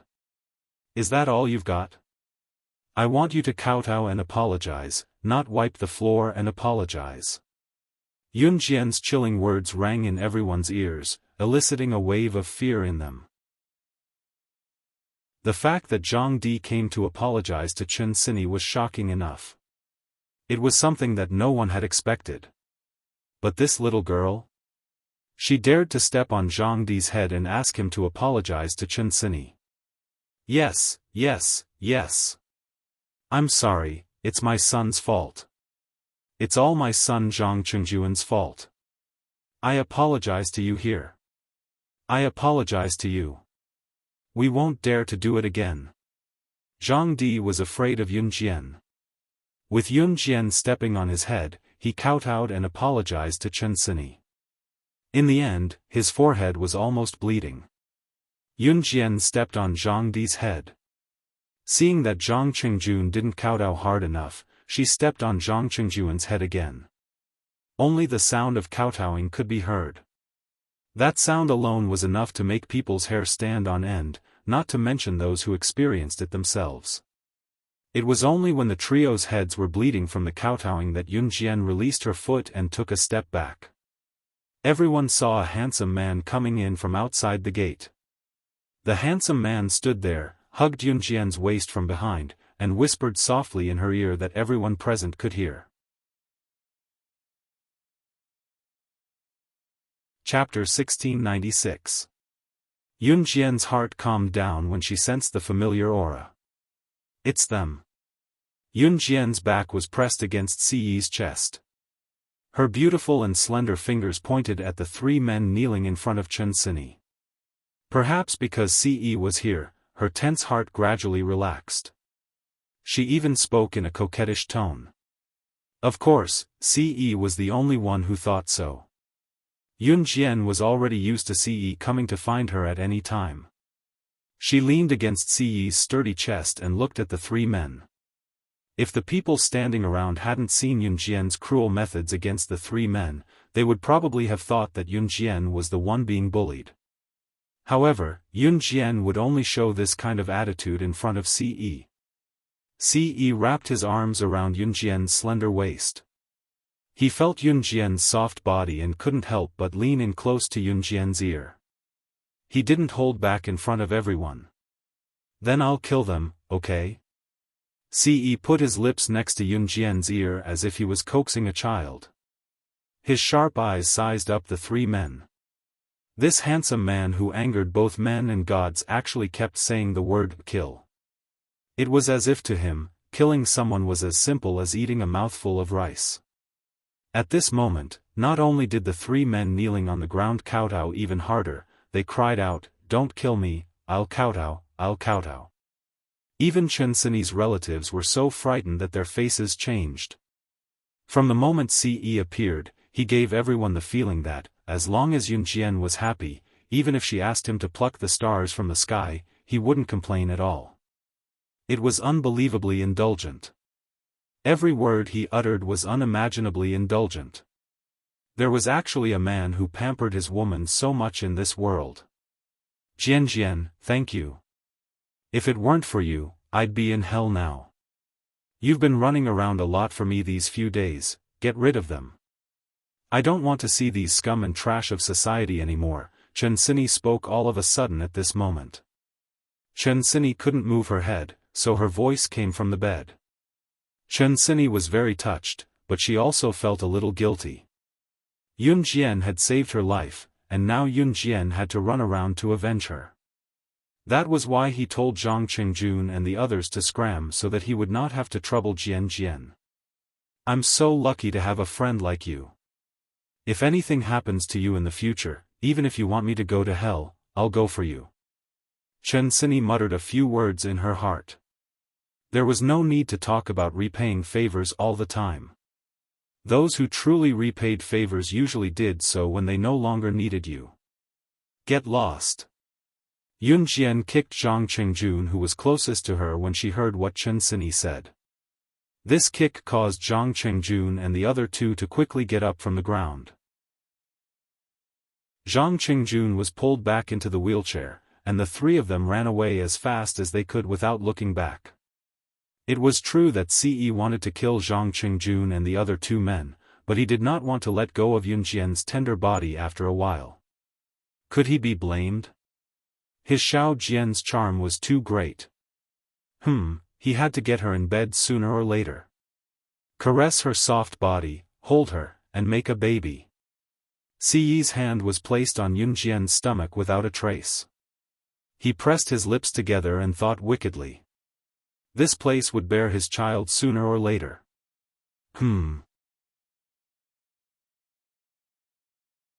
Chapter 1697. Yun Jian did not know that Ce, who was hugging her, had her hand on her tummy and was still thinking about such naughty things. She left with Ce after exchanging a few words with Chen Sini. Chen Sini still needed to rest. When she left, Yun Jian bumped into Zhang Xiaofan outside the People's Hospital. Master, you're here to see Sini? Why are you leaving so soon? Zhang Xiaofan asked Yun Jian as he carried Chen Sini's favorite peach that he had just bought from a faraway place. We'll be leaving first. We still have to pick up my younger siblings from school, Yun Jian replied with a nod at Zhang Xiaofan with pursed lips. Yun Jian had to pick up Xiao Yunju, Duanli, and Duanya from elementary school because Qin Yiru was working overtime today. Yun Jian did not go to the military academy because Chen Sini had taken leave for the past 2 days. She stayed at home to help Qin Yiru fetch Xiao Yunju and the other two from school. Yun Jian did not go to school these 2 days because Chen Sini was not in a good condition initially. If she went to school, Chen Sini's condition would worsen and she would be done for. Therefore, Yun Jian stayed in Longmen City instead of going to school. She could rush here immediately if there were any changes in Chen Sini's condition. Since Qin Yiru was working overtime today and Ce was back, Yun Jian and Ce went to the elementary school to pick up Xiao Yunju and the other two from school. Xiao Yunju's school did not allow parents to enter as they were afraid that criminals would raid the school. There were only children in the school. It would be bad if something happened to them. Therefore, parents were standing at the school gate to pick up their children. They were surrounded by parents. Yun Jian and Ce attracted a lot of attention because of their outstanding looks. Yun Jian was not short. She was already 1.65 meters tall. Ce's height of 1.85 meters was impressive. The two of them stood out in the crowd. However, what was even more eye-catching was that Ce was holding Yun Jian's small hand with one hand, while his other hand was lazily stuffed into his trouser pocket. His handsome face coupled with his figure was enough to make young girls, and even middle-aged women, scream. It was simply too conspicuous. Xiao Yunju and the other two ran out of the school and threw themselves in front of Yunjian and Ce. Ce held Xiao Yunju's hand while Yunjian held Duanli and Duanya's hands. The five of them left the crowd like a family. Ce and Yunjian could still hear the murmurs of the crowd. Look, don't tell me those three children belong to that couple? Are you serious? That couple looks very young to me. That guy is so handsome. Some people just look so young. They might even be in their 20s or 30s. I think that girl is also very pretty. Walking together with that guy, they are really a match made in heaven. And look, look! They were holding the three children's hands as if they were their own. Ah! I'm about to be brainwashed by this scene. The group of female parents who were standing at the same spot were discussing fervently. However, they did not know that their words were all heard by Yunjian and Ce. Yunjian blushed, while Ce's handsome lips curved upwards. He enjoyed this feeling very much. Sister. Sister. Brother Ce. When can you give birth to a little Ce for me to play with? Mama Qin said that babies need a year to be born. Can I see little Ce on this day next year? Xiao Yunju shook Ce's large hand twice before looking at Yunjian and Ce with anticipation. Hearing Xiao Yunju's sudden question, Yunjian blushed but she did not say anything. You'll see, Ce said with a charming grin with a smirk where no one was looking. Xiao Yunju would see his and Xiao Jian's child sooner or later. It would not be a little Ce but a bunch of little Ces. Chapter 1698. As soon as they reached home, it started raining outside and the wind started blowing. The rain started drizzling, but it soon turned into a downpour and the weather changed. At this moment, Yunjian and Ce brought Xiao Yunju, Duanling Tian, and Duanling Tian into the house. As soon as they entered, Xiao Yunju, Duanli, and Duanya ran to turn on the TV to watch the popular cartoon Doraemon. If Qin Yiru was at home, she would have asked the three of them to finish their homework before playing. However, Xiao Yunju, Duanli, and Duanya took advantage of the fact that their mother was not at home to watch the cartoon on TV. From time to time, they would laugh out loud at the characters in the cartoon. When Yunjian saw that Xiao Yunju, Duanling Tian, and Duanling Tian were having so much fun, her red lips curled into a beautiful smile. She instructed Ce to look after Xiao Yunju and Duanling Tian before returning to her room. Ce was very obedient and did not follow her. He sat beside the sofa where Xiao Yunju, Duanling Tian, and Duanling Tian were sitting. He placed his bony hands behind his head and closed his eyes lazily. His handsome face was so perfect that if there were anyone present, they would be amazed that such a handsome man existed in this world. Yunjian went back to her room to take a shower and change into a clean set of clothes. She went downstairs in less than 10 minutes. She even answered a call on the way. When she saw that Xiao Yunju, Duanling Tian, and Duanling Tian were still obediently watching the cartoon, Yunjian nodded to Ce. My mom just called me and asked me to bring her an umbrella. It's raining so heavily and she forgot to bring an umbrella. You stay at home and look after Xiao Zhu and Duanling Tian. Don't let them run around. To Ce, these words sounded like the instructions of a wife to her husband. His handsome lips curved as he silently agreed. Then, Yunjian walked to the front door, took 2 umbrellas from the umbrella rack, and walked out. Xiao Yunju and the other 2 naturally needed someone to accompany them at home. Yunjian didn't want Ce to go with her. He asked him to stay at home and watch over Xiao Yunju and the other 2. The wind and rain outside were even heavier. The rain was like basins of water pouring down from the sky. If there were pedestrians strolling on the streets, even if they had umbrellas, they would definitely be drenched. In this kind of weather, traffic police usually wouldn't stand on the road. Therefore, Yun Jian drove her newly repaired LaFerrari supercar to the flower shop to pick up Qin Yiru from work. Yun Jian's LaFerrari supercar was sent back to Ferrari's headquarters for repair after it was wrecked the last time.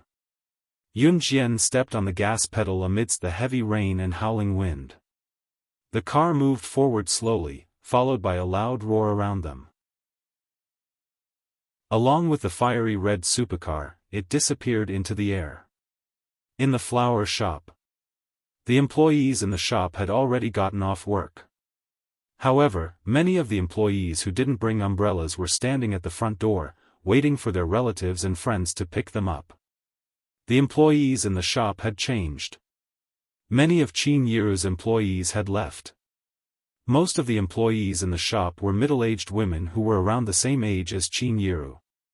After all, they had a child mentality. At this moment, Qin Yiru was standing at the front door. A middle-aged woman asked Qin Yiru confidently, "Qin Yiru, does anyone send you? My daughter is coming to pick me up." Qin Yiru smiled at the middle-aged woman. This middle-aged woman was called Hu Yan. She was usually a very proud person. She was the most proud of her son. Now that she was talking to Qin Yiru, she couldn't help but show off that her son could afford a car. "Is that so? Your daughter is sending you an umbrella? That's quite tiring. My son drove a Volkswagen. I told him not to come, but he still insisted on coming to pick me up. Hey! He's filial. I'm so lucky." Chapter 1699. After Hu Yan bragged in front of Qin Yiru, she did not forget to ask Qin Yiru if she wanted her son to give her a ride. There were only a handful of people who could afford a car in this era. In 1999, cars were only afforded to those who were symbolically rich in the country. In fact, many people were unwilling to buy a car even though they could afford it. That was because the cost of maintenance, fuel, and other expenses for a year was not something an ordinary person could afford. Hu Yan's family was not rich and could only be considered moderately well off. Qin Yiru only knew that Hu Yan's husband had passed away early and her son had been working for a few years since he was admitted to university. He bought a house in Longmen City, married a wife and bought a car, leading a tight life. Coincidentally, Hu Yan's son's wife had given birth and was in confinement, so she was brought to Longmen City from the countryside by her son. However, as a family, Hu Yan had no choice but to work at the florist and go home at night to wash the dishes and cook for her daughter-in-law. She could go home during lunchtime as well. During this time, Hu Yan would usually rush home to cook for her daughter-in-law and grandson. Otherwise, her son would not have brought her to Longmen City. With that in mind, Hu Yan had to perform better. Otherwise, she would be sent back to the countryside once her daughter-in-law's confinement was over. Moreover, her daughter-in-law had given birth to a chubby grandson for her. Hu Yan felt that it was all thanks to her son that she could move from the countryside to a big city like Longmen City. Her son was indeed promising. He even bought a car now, a common brand. Hu Yan felt that she was very impressive now, having earned enough face when she walked out. Qin Yiru was dressed normally, not too ostentatiously but not too shabbily either. Hu Yan thought that Qin Yiru's family background should be alright but it should be much worse compared to hers, so she came over to show off to Qin Yiru to gain some confidence. "Right, Yiru, you told me earlier that you came from the countryside too. I don't think you've taken a private car before. My son's here to pick me up today. Don't walk back so hard. How about this? Let your daughter take our car when she comes to pick you up with an umbrella. What do you think?" The more Hu Yan talked, the happier she became. She even wanted to show off in front of Qin Yiru's daughter, Yun Jian. In fact, Hu Yan had just started working at the flower shop recently. She was not familiar with Qin Yiru. However, Qin Yiru was easy to get along with, and Hu Yan was the kind of person who couldn't keep her mouth shut. The other employees in the flower shop were too lazy to talk to her. Naturally, she wanted to make her presence known in Qin Yiru's shop. Qin Yiru guessed that Yun Jian would drive to pick her up. Qin Yiru was not surprised that her daughter could drive, because Yun Jian had to learn everything under Gu Junjian. Driving was very important during missions. Sometimes, it could even save one's life. I don't think so. My daughter. Qin Yiru was more easygoing, so she had just spoken when she was interrupted. She heard the sound of a horn. Honk, honk, honk. A black Volkswagen stopped next to the flower shop. A man got out of the Volkswagen with an umbrella and walked quickly to Huyan. Mom, I'm here to pick you up from work. Seeing the man's Volkswagen, the other employees in the flower shop couldn't help but exclaim, a Volkswagen. How much money must he have to pay to afford it? If you don't have at least 100,000 yuan at home, you won't dare to buy a car. Wow! He's really rich. Hearing the discussions around her, Huyan's heart almost flew to the sky. She pretended to be calm and said to Qin Yiru, don't be so polite. Later, let your daughter who came with an umbrella take my car back. Who knew that just as she finished speaking, a fiery red supercar in the distance sped over like lightning. It drifted and suddenly stopped. Whose car is this? Hey, I think this car is not cheap. I've never seen such a beautiful car. The people around her immediately exclaimed. Huyan also straightened her eyes and was slightly envious. However, just as Huyan was envious, she saw the girl sitting in the car open the door and get out with an umbrella. Then, she walked straight to Qin Yiru and stood in front of Qin Yiru. Mom, let's go home. Hearing this, Huyan's eyes suddenly widened. Qin Yiru's family has a car. Moreover, it's a car with only 2 seats and an unknown brand. Just as she thought of this, everyone present heard Huyan's son suddenly change his expression. He pointed at Yun Jian's car with a trembling hand and exclaimed, Isn't that the limited edition Ferrari LaFerrari which is only sold in the world? There are only 3 of these cars in the world, and each of them is sold at a sky-high price. It's already out of production. If you want to buy such a supercar, and a limited edition one at that, you can't even talk about it without 10 million yuan. Chapter 1700. 10 million. This car needs 10 million to buy. Everyone present only heard the number in his words, and immediately, everyone's faces changed greatly from fright. Huyan, in particular, who had been particularly smug in front of Qin Yiru just now, had her mouth agape and exclaimed after her son spoke. Mom, 10 million is not enough to buy this car. I mean, if you don't have 10 million, don't even think about talking about this car. This is the world's flagship, limited edition supercar. A supercar that even rich people can't buy. The people who can buy it must be someone who has a lot of influence in the world. That's why I'm shocked that such a supercar would appear here. Huyan's son interrupted Huyan after she finished speaking. It was obvious that Huyan's son had done some research on limited edition supercars. Huyan was originally showing off in front of Qin Yiru, but she never expected that the person who broke her bragging rights was her son. At that moment, Huyan's face was extremely dark. What she said to Qin Yiru just now was a joke. I wanted to tell you that my daughter should be driving here to pick me up. Qin Yiru looked at Huyan and smiled awkwardly. She didn't mean to embarrass Huyan, but Huyan didn't give her a chance to explain. After Huyan heard Qin Yiru's words, her face became even darker. This car is so beautiful. It cost more than 10 million, how can it not be beautiful? This car belongs to Qin Yiru's daughter, right? My God, her daughter is so young, but she can afford such an expensive car. It's a blessing to have a daughter. Sons nowadays aren't of much use after giving birth to them. Daughters are better. A series of conversations came from the surroundings. Huyan's face became even darker when she heard the voices of the flower shop employees who were waiting for their relatives and friends to pick them up. Hu Yan had always been proud that she had a son. Moreover, Hu Yan's son was so promising that he even brought her out of the countryside to live in the big city. The few neighbors in the countryside were envious. At that time, Hu Yan thought that her son was the most capable person in the world. However, at this moment, she felt that what she said in front of Qin Yiru just now was enough to embarrass her for the rest of her life. The Volkswagen that his son had bought had only cost about 50 to 60,000 yuan. However, Qin Yiru's daughter's car, thinking of this, Hu Yan felt that something was wrong.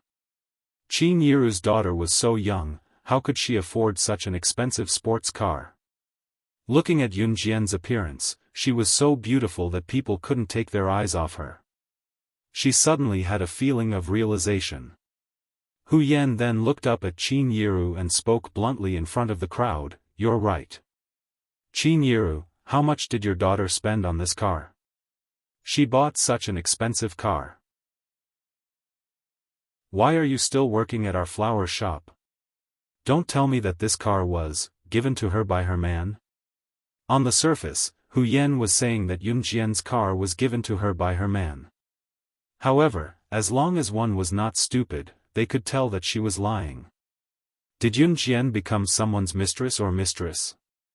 Did she get this car by being a mistress? After hearing Hu Yan's words, Qin Yiru naturally couldn't hold back her anger. She could tolerate it if others talked bad about her, but she couldn't tolerate it if they talked bad about her daughter, Yun Jian. There was no reason. This was probably the so-called motherly love. Qin Yiru was about to retort, but Yun Jian pulled Qin Yiru's sleeve and stopped Qin Yiru from speaking. When others saw Yun Jian pulling Qin Yiru, they really thought that Yun Jian got the car by being a mistress and that her man gave it to her. Hu Yan looked at Yun Jian with contempt again. However, just when everyone was looking down on Yun Jian's voice rang out. Her voice reached everyone's ears.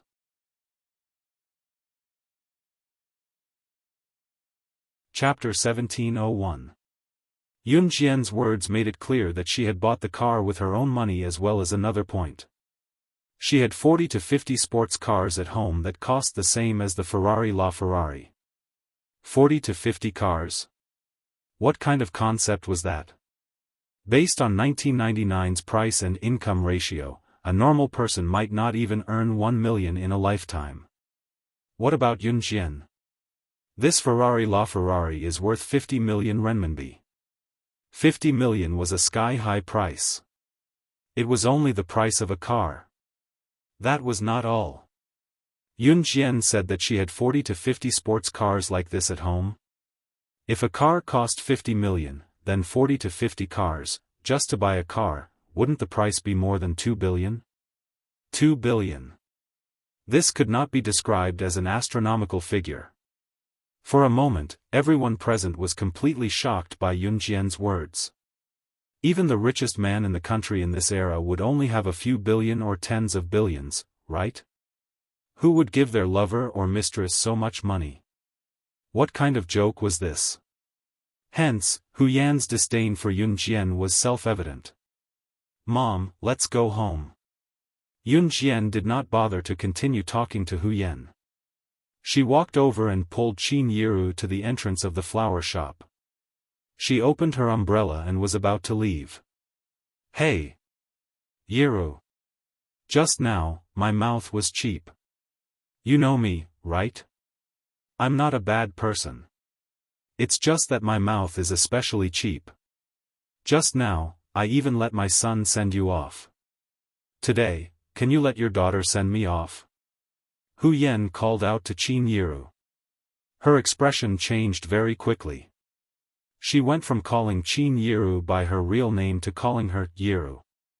Her expression changed too quickly. Of course, Hu Yan thought that if Yun Jian was willing to give her a ride, she would be so proud of herself. When she went out in the future, she would probably brag that she had ridden in an extinct sports car like the Ferrari LaFerrari.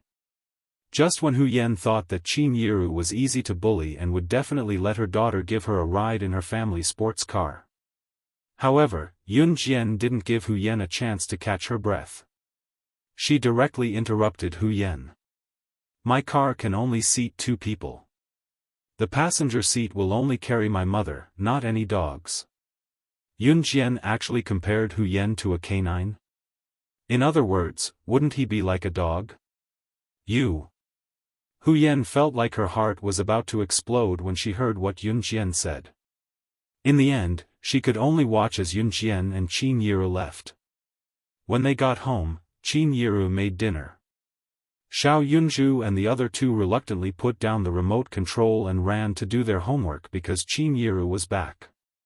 When Qin Yiru was cooking dinner, she told Yun Jian that she planned to let Mrs. Yang take care of Xiao Yunju and the twins for 2 days while she went back to Xinjiang town. According to Zhang Meihua, Qin Fangfang's condition was better, but the neighbors were still gossiping. This made Qin Fangfang, who had just gotten over the pain of her husband's affair, upset again. Therefore, she asked Qin Yiru to go back. Since it was not winter yet, the bus from Longmen City back to Xinjiang town was at 6 o'clock at the latest. Qin Yiru would probably go back today. It was raining outside, but the downpour had already subsided. Mom, I'll go with you, Yun Jian suddenly spoke up. Xiao Jian, what are you talking about? Just stay in Longmen City. Besides, AE's here.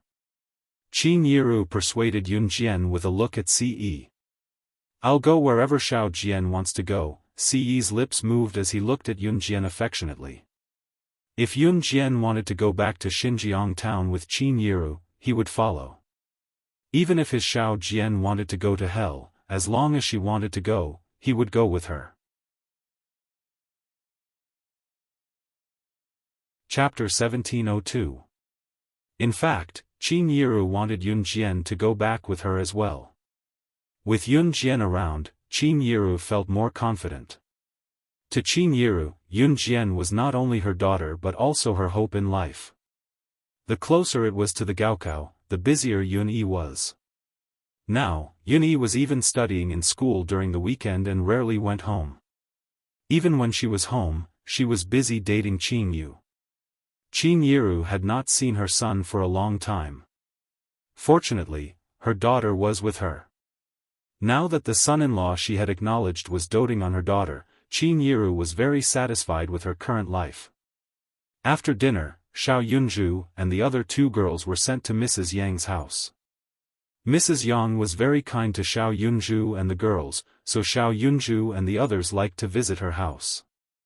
It was also because of this that Qin Yiru would ask Mrs. Yang to take care of the children for her whenever she needed help. After settling Xiao Yunju and the other 2 girls in Mrs. Yang's house, Qin Yiru, Yun Jian, and Ce boarded the bus to Xinjiang town. It was not Ce's first time taking the bus, but if it were not for Yun Jian, he would never take the stupid bus.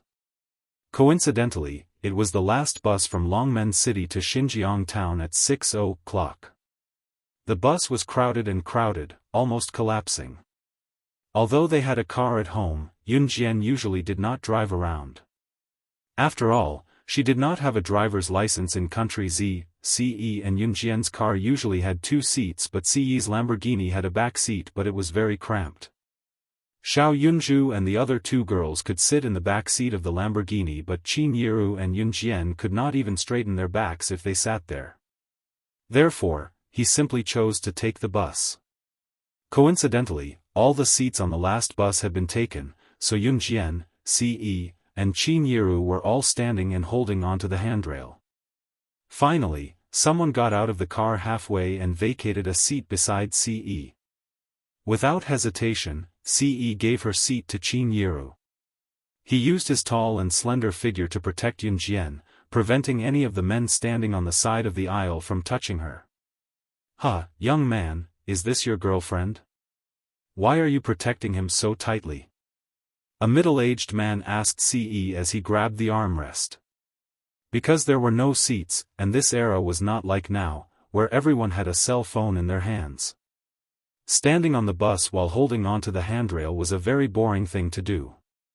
This uncle had nothing to do, so when he saw Ce hugging Yun Jian like she was a treasure, he couldn't help but chat with Ce. She's my wife. Ce didn't look at the uncle. His handsome eyes were looking straight at Yunjian, and he didn't sound shy at all when he spoke. Wife? You're still young, right? You're already married? The uncle asked with a smile. After being asked this question, Yunjian had a bad premonition. As expected, when Ce took out his and Yunjian's country our marriage certificate and showed it to the uncle, even the uncle was a little embarrassed. Ahem. This, young man, you still carry your marriage certificate with you? The uncle laughed awkwardly. Yes. Ce only responded softly. You must love your girlfriend, your wife very much, right? The uncle almost asked the wrong question, but he immediately reacted and corrected himself. For her, I can give up everything. Ce reached out and rubbed Yunjian's head as he spoke. Including life. Ce added in his heart. At this moment, the bus driver suddenly saw a pedestrian running towards the middle of the road. He was so frightened that he slammed on the brakes. The bus suddenly braked, and the passengers on the bus swayed and fell forward. The bus was already very crowded, so there was no space to retreat. The surrounding people were all middle-aged men who smelled of sweat. Ce was a clean freak, so he didn't like to come into contact with these people. But when the bus driver slammed on the brakes, he didn't even hesitate to turn around and hug Yunjian, causing the people who smelled of sweat to fall on him. When they fell on him, he didn't even cry out in pain. Instead, he looked straight at Yunjian, constantly checking to see if Yunjian was scratched or hurt.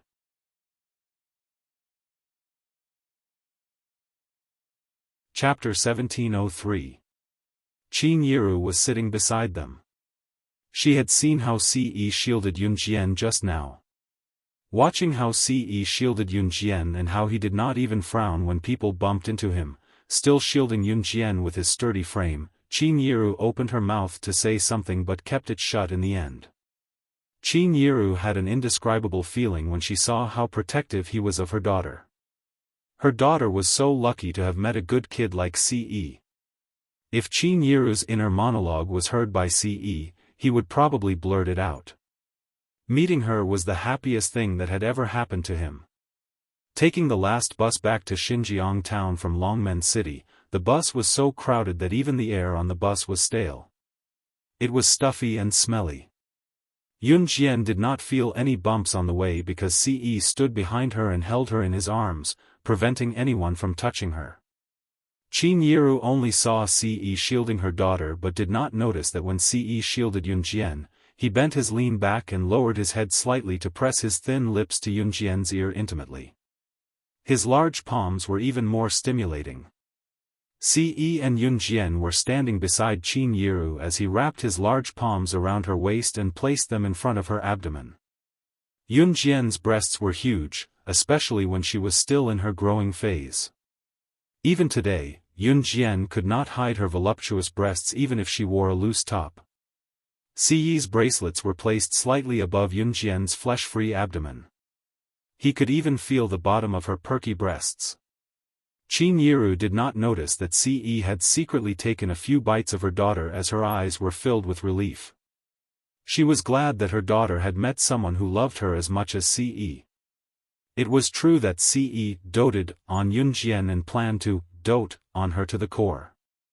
It was only when they arrived at Xinjiang town and got off the bus that Yunjian breathed in the fresh air. The sky was completely dark by then. The uncle who spoke to Ce just now was from Xinjiang town as well. Before he left, he tiptoed with a grin to pat Ce's shoulder and gave Ce a thumbs up. Good lads who dote on their wives. The young lady has good taste to be with you at such a young age. With that, the uncle shook his head with a smile and walked further and further away. After the uncle left, his words made Yunjian's cheeks moisten slightly. Let's go. Qin Yiru led Yunjian and Ce back to Zhang Meihua's house. After dinner, regardless of whether it was a village or a town, people who did not need to go to work after a busy day would gather in front of a house and chat endlessly. When Qin Yiru brought Yunjian and Ce to Zhang Meihua's house, there was a group of old women sitting in front of her house. There were a few young ladies standing beside the group of old women who were very outstanding. The reason why these young girls stood together with the group of old women was to show off their youthfulness in front of the old women, or to show off and gain a sense of superiority. It was not hard to tell that these young ladies were the group of old women's nieces or granddaughters. The old women were bringing their nieces or granddaughters to show off to each other. Qin Fangfang was sitting on a bench beside the group of old women. The surrounding old women were talking to Qin Fangfang and were trying their best to persuade her. Fangfang, we all watched you grow up. Now that something like this happened to you, sigh. This old woman was already soft on Qin Fangfang. Some of them did not like Qin Fangfang and directly spoke to her. Let me say something. Your husband cheated on you, but it's not without reason. You've been married to him for so many years. He's from a wealthy family. You didn't even give birth to a child for him. Who can stand it? If it were me, I would have cheated too. When Qin Fangfang married into a wealthy family, Zhang Meihua had always bragged about her daughter marrying into a wealthy family. Now that these old women saw that Qin Fangfang was down, they could not help but add insult to injury. Hey, you can't say that. She was just chased back to her mother's house. You can't say that. You'll hurt her feelings. Another old woman rolled her eyes at Qin Fangfang. Zhang Meihua was not sitting there at this time. Naturally, she did not know that these people were criticizing her daughter. Otherwise, she would not have agreed to these old women insulting her most beloved daughter. Chapter 1704. Don't say that. Fangfang is a good child. It's all that bastard son's fault for not being able to control his lower body. Why are you blaming Fangfang? As long as he's a man, he shouldn't be looking for women outside. If I see him, I'll kill him. Among the group of old ladies present, not all of them were here to hit Qin Fangfang when she was down. One of them, Granny Xia, was sitting beside Qin Fangfang. When she saw Qin Fangfang close her eyes in pain, her heart tightened. Granny Xia reached out to stroke Qin Fangfang's back to comfort her while retorting to the old women who were kicking her when she was down. Granny Xia was already in her 70s. Granny Xia's husband passed away early and she became a widow at the age of 40.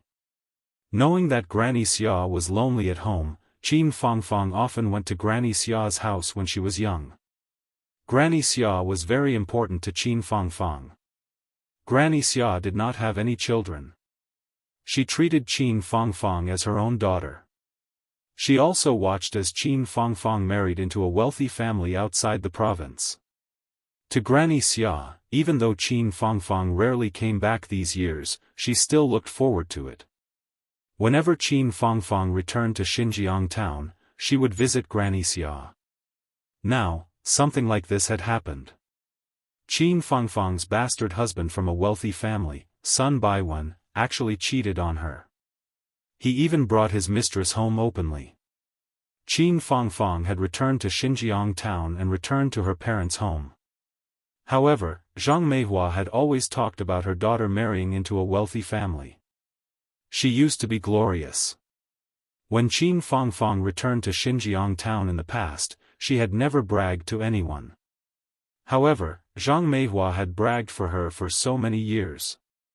Now that Qin Fangfang was unfortunately in dire straits, the old women who had been bragging to Zhang Meihua for so many years found a chance to mock and ridicule Qin Fangfang. Granny Xia could not stand it anymore and shouted for everyone to stop. Don't keep looking for reasons on the man. There must be something hidden when the man cheats. If you ask me, so what if your man cheats? You should go back. Take the family's assets and let the man go out to play. Let him do whatever he wants. It's fine as long as the money is in your hands. The old woman sitting by the side was very experienced and advised Qin Fangfang to go back and not get a divorce. Qin Fangfang obviously didn't want to listen to the old woman's words. She lowered her head. After listening to the old woman's words, she really couldn't take it anymore and walked towards the door. Just as she stood up, Madame Fan grabbed Qin Fangfang's hand and refused to let her go. The old woman who had said that Qin Fangfang couldn't give birth to a child for Sun Baiwen grabbed Qin Fangfang's hand and refused to let her leave. "Don't go, we're just concerned about you. Besides, that's the truth. If you work hard and give birth to a son or daughter for your future husband, he won't cheat on you." Being scolded for not being able to have children was Qin Fangfang's bottom line. It was also something she hated to hear the most. The old woman, Madame Fan, even grabbed Qin Fangfang's hand and refused to let her go. This scene was witnessed by Qin Yiru, who was walking over from afar. Qin Yiru was so protective of her sister that even Qin Yiru did not realize that she was born weak. Now, she had the courage to dash forward and grab Madame Fan's hand, flinging her away. Then, she shouted at Madame Fan. "Let go of my sister." Yunjian and Ce followed closely behind. When Qin Yiru flung her hand away, Madame Fan's body jerked backward and she almost fell down. After she steadied herself, Madame Fan glared angrily at Qin Yiru, who had suddenly appeared, and pushed her. She scolded Qin Yiru mercilessly. "Oh, is Yiru from the Qin family back? You Qin sisters are really something. Both of you are divorced and chased back to your parents' home. Those who don't know would think that your daughters have contracted some kind of illness." Slap. Before Madame Fan could finish her sentence, a huge slap came at her. In the next second, Madame Fan felt dizzy and was flung a few meters away. When the crowd saw this, they quickly turned around in shock and saw Yunjian, who had slapped Madame Fan, standing in front of them. After Madame Fan was flung away, she strode forward and grabbed Madame Fan's collar, saying coldly. Chapter 1705. Yunjian's slap was so powerful that it sent the person flying several meters away. This action shocked the old women and the young girls standing around. "Are you Qin Yiru's daughter, Yunjian?" One of the old women recognized Yunjian. She was stunned and then dumbfounded. Qin Yiru's daughter, Yunjian, was New Cruise's director. This news had spread throughout Xinjiang town. Yunjian's reputation was known by everyone in Xinjiang town. Moreover, when Qin Yiru remarried, Yunjian had organized her wedding single-handedly. She had laid out the red carpet from Zhang Meihua's house to Gu Yunjian's house. More than 20 sports cars had been sent to the wedding, some of which were limited-edition sports cars. The wedding half a year ago had caused a sensation in Xinjiang town. Qin Yiru's daughter, Yunjian's name had spread throughout Xinjiang town at that time. Therefore, it was not surprising that the old woman could recognize Yunjian. Ms. Fan, who had been sent flying by Yunjian's kick and grabbed by the collar, had wanted to retaliate against Yunjian. However, when she heard the other old woman mention that Yunjian was New Cruise's director, she was stunned. "Grandma. Who is she? How can she hit an old woman? Doesn't she know how to respect the old and love the young?" The old women in Xinjiang town had spread the news that Qin Yiru had given birth to a powerful daughter. However, the few young girls who rarely returned to Xinjiang town and would occasionally return to the countryside to show off after getting good grades in school did not know who Yunjian was. One of the girls, who was rather petite and had a pair of slender and fair thighs, had spotted Ce from afar. It went without saying that young girls would pay attention to the opposite sex. She had seen Ce walking toward them while holding Yunjian's hand from afar. Ce's handsome silhouette coupled with his messy hair and tall frame made him look like an almighty god, attracting the girls' gazes. The petite girl had taken a liking to Ce at first glance. At the same time, she did not have a good impression of Yunjian. Seeing that Yunjian had sent Madame Fan flying with a kick, the girl called out to an old woman standing beside her. The girl's name was Suya. Suya had spoken very loudly to her grandmother when she had accused Yunjian of not respecting the old. She had spoken so loudly because she wanted Ce to hear her. She wanted Ce to see Yunjian shamelessly hitting the old woman, so that Ce would dislike Yunjian. Suya herself did not like the old woman from the bottom of her heart. However, in front of others, she still pretended to be very kind and showed her best side to the public. When the surrounding girls heard Suya's words, they all said that Yunjian was impolite for hitting the old woman. When everyone spoke up to this point, they saw Ce take 2 steps toward Yunjian. When the girls saw this, they almost screamed because of Ce's handsome figure. Just when everyone thought that Ce would go forward to pull Yunjian away and save Ms. Fan, Ce stepped forward. Under everyone's gaze, Ce took Yunjian's hand and pulled Yunjian into his embrace. Then, he kicked Ms. Fan, who was lying on the ground pretending to be dead. This kick was far more vicious than Yunjian's. With a cold expression, Ce kicked Ms. Fan into the grass more than 10 meters away. Then, he hugged Yunjian, his handsome face expressionless. He took out his phone from his trouser pocket and dialed the number without looking at it. The moment the call connected, Ce ordered the person on the other end of the phone in front of everyone.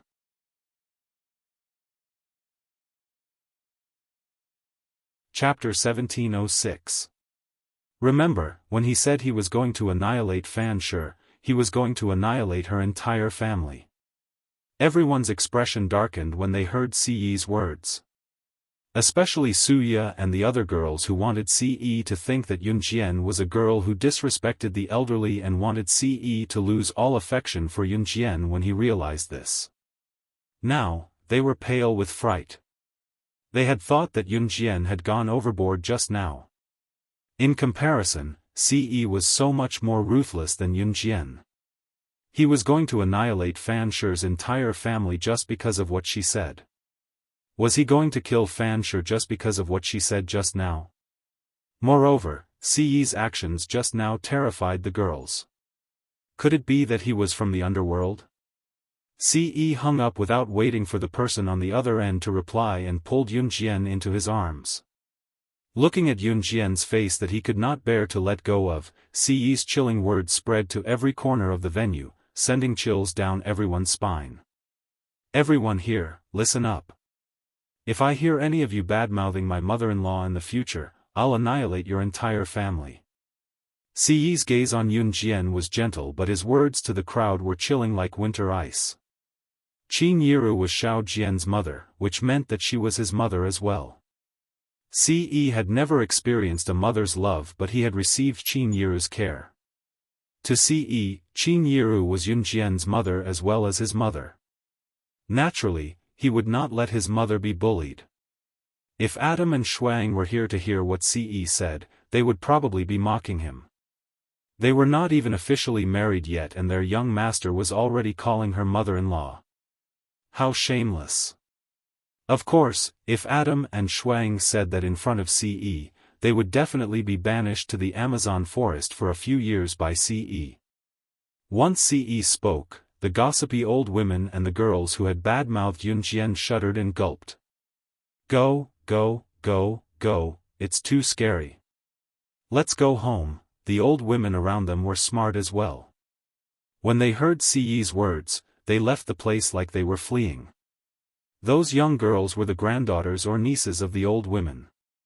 When the old women left, these young girls were naturally taken away with them. Soon, the place quieted down. Madame Fan, the old woman who had bad-mouthed Qin Yiru and Qin Fangfang, crawled over from the lawn and knelt in front of Qin Yiru. She knew that if Yunjian was capable, Ce would not be too bad. Qin Yiru. Yiru. Save me. Save me. I spoke too fast just now. You can't let your son-in-law treat me this way. I'm a dutiful person. It's my fault, it's my fault. I won't do it again. I beg you. Please let me go. Madame Fan knew that Qin Yiru was easy to talk to, so she kowtowed desperately to Qin Yiru to admit her mistake. Although Madame Fan had gone overboard with her words, Qin Yiru still had to return to Xinjiang town. She did not want her son-in-law, Ce, to be called a cold-blooded devil. Therefore, Qin Yiru asked Ce to just teach her a lesson and not kill her. Ce did not respond at first, but when Qin Yiru told Yun Jian did not wait for Ce to finish before Ce agreed. "I'll listen to you."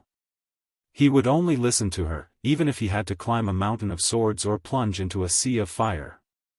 Qin Yiru sighed in relief when Ce agreed. After all, she was from Xinjiang town and had to live there. If Ce really destroyed the Fan family, who would dare to get close to her in Xinjiang town? Ce could not help but rub Yun Jian's head. Chapter 1707.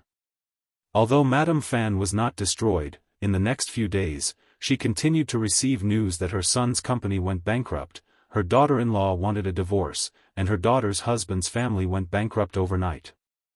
They could not even afford to live on the streets. Madame Fan suddenly thought of Ce when she heard the news and vomited blood.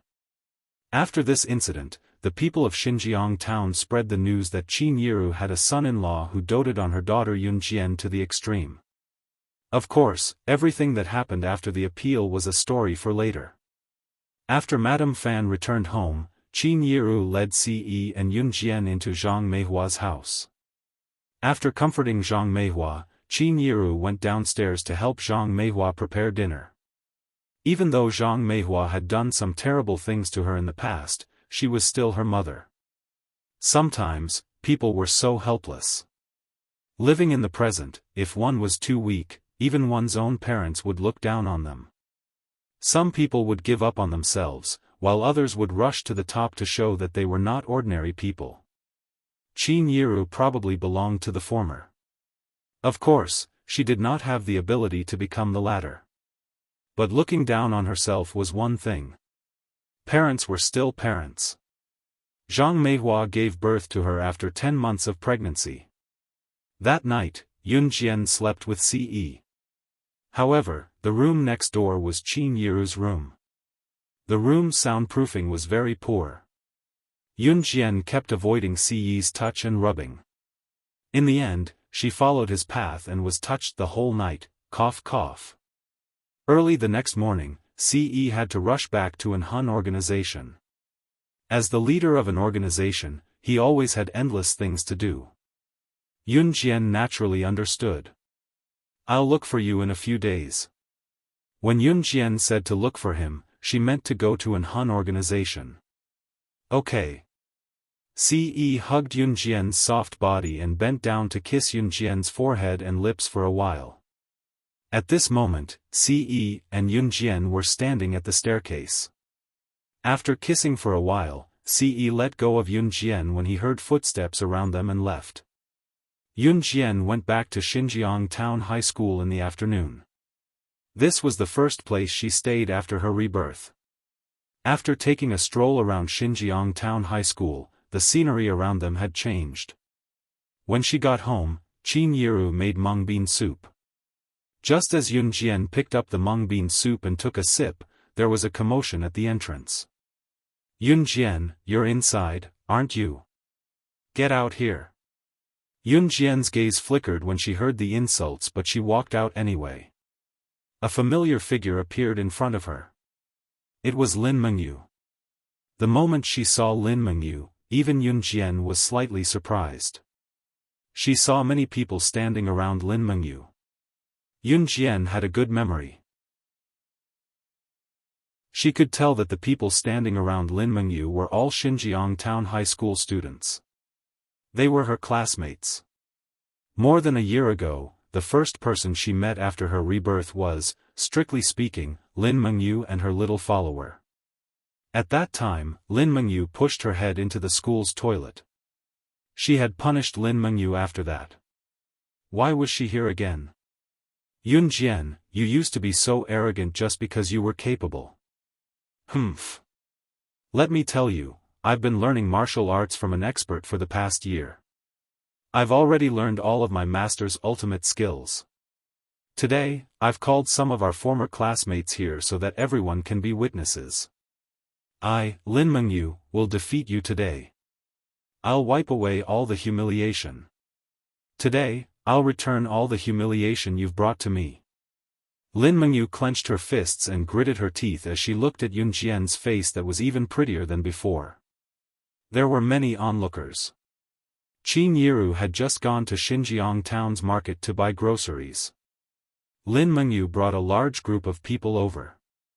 When the neighbors heard the commotion, they all came over to see what was going on. You want to fight me? Yun Jian narrowed her eyes and looked coldly at Lin Mengyu. Lin Mengyu hated her to the core because of Yuan Yingjun. She did not expect her to be so unrepentant after so long. That's right. My master taught me all of his ultimate skills. I guarantee that you'll be looking for your teeth on the floor. Lin Mengyu glared hatefully at Yun Jian and yelled. Yun Jian smirked and stood in front of Lin Mengyu fearlessly, declaring arrogantly, "You're right."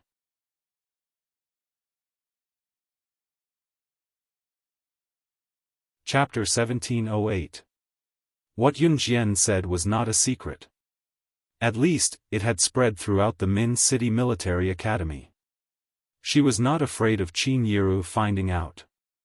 Moreover, Qin Yiru was not at home now as she had gone to the market to buy groceries.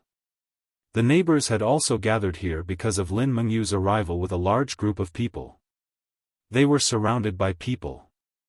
When Yun Jian had just been reborn, Lin Mengyu's ribs had been broken by Yun Jian. After being bedridden for a few months, she had met Yun Jian again and wanted to get rid of Yun Jian. However, in the end, she could not even lay a finger on Yun Jian. Lin Mengyu was the daughter of Xinjiang town's principal. In a small place like Xinjiang town, Lin Mengyu was considered a spoiled child compared to her peers. As the daughter of Xinjiang town's principal, when had she ever been bullied? The first time in her life that she had been humiliated was at the hands of Yun Jian. She would remember this grudge for the rest of her life. Just as Lin Mengyu was looking at Yun Jian with confidence, she and the people around them heard Yun Jian's words. Before going to the hunting school, Z country held a selection competition for the best special forces in the country. It was not a secret that could not be told to others. Therefore, as long as one was concerned about these matters, they would be able to get the news from various channels. Reality proved that there were only 3 spots for the hunting school and the competition for the spots was very intense.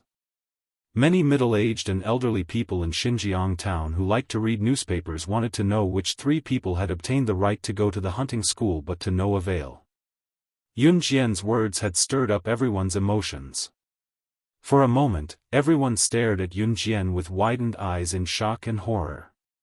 Did you participate in the selection competition? A middle-aged man who liked to read newspapers looked at Yun Jian with fear in his eyes as he exclaimed. Some of Yun Jian's classmates who had been called over by Lin Mengyu when they were in Xinjiang town school heard the conversation between Yun Jian and the middle-aged man. They all looked at Yun Jian in shock. So what? However, before Yun Jian could answer, Lin Mengyu suddenly interrupted everyone. She pointed her finger at Yun Jian and stared at Yun Jian fiercely. She looked like she wanted to tear Yun Jian into pieces. Tell me, do you dare to fight me or not? Lin Mengyu pointed her finger at Yun Jian. She gritted her teeth and shouted at Yun Jian. Leader, softer, softer. At the same time as the incident in Longmen City Xinjiang town, Leng Mei was caught by Di Lin in blood doll and pinned down to do unspeakable things to her. After being brought back by Di Lin, Leng Mei had been bullied on the bed for 3 days and 3 nights. At this moment, Leng Mei was hugging Di Lin's head and letting Di Lin move up and down on her body. Leng Mei was Di Lin's lover. This was something everyone in the Blood Doll organization knew.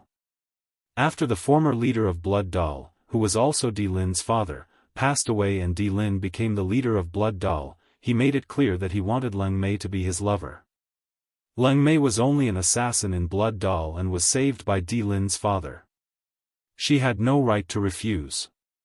She had always thought that Di Lin only wanted a woman to warm his bed and vent his lust, so she had never harbored any improper thoughts. She was already prepared to die when she was caught trying to assassinate Yun Jian. She did not expect that Yun Jian would not kill her and even let her stay with Qing Yu and Gu Nianji. Now that she had been caught by Di Lin for so long, her waist was about to break from being bullied.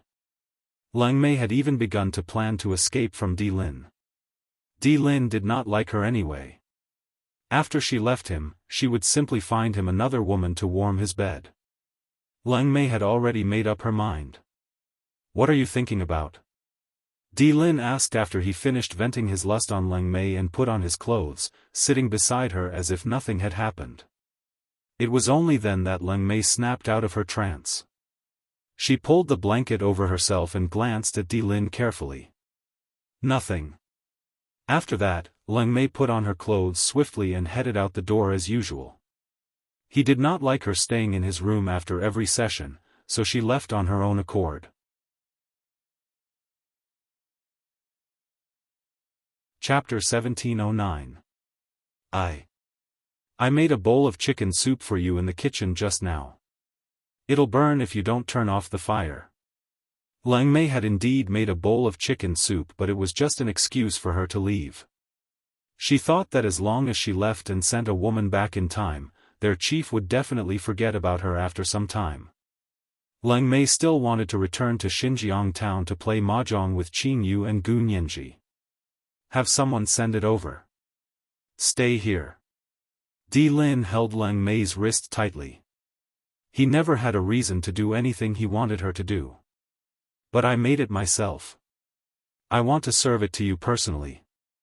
Lang Mei did not expect her chief to change so much after her return. She quickly found another excuse. All right. Di Lin was relieved when he heard that she had made it herself. Lang Mei then hurried to the door. Just as she reached the door, Di Lin's voice rang, "Come back quickly." Lang Mei paused, her gaze wavering slightly before she nodded. Yes. Lang Mei ran straight to Blood Doll's training ground after leaving the room and met Ruo Yin. You're really running? Ruo Yin held her forehead looking at Lang Mei. Quick. Lend me your helicopter. Lang Mei came over and hugged Ruo Yin's shoulders. If I were you, I'd stay by the chief's side obediently. Can't you see that the chief loves you so much? Ruo Yin could not help reminding her. Lang Mei's hand froze as she wavered. She actually loved Di Lin very much. However, if he really loved her, she had been with him for so many years. Why would he still? I'm leaving. Don't think about me. Lang Mei snatched Ruo Yin's helicopter and drove it away without further thought. Ruo Yin, who stood where she was, shook her head. She was betting a dime. Lang Mei would definitely be caught and brought back soon. At the same time, Xinjiang town, Longmen City. Lin Mengyu was pointing at Yun Jian as she shouted confidently. Tell me, do you dare to fight me or not? After Lin Mengyu shouted, Yun Jian's and Lin Mengyu's classmates in Xinjiang Town High School stood up to support Lin Mengyu.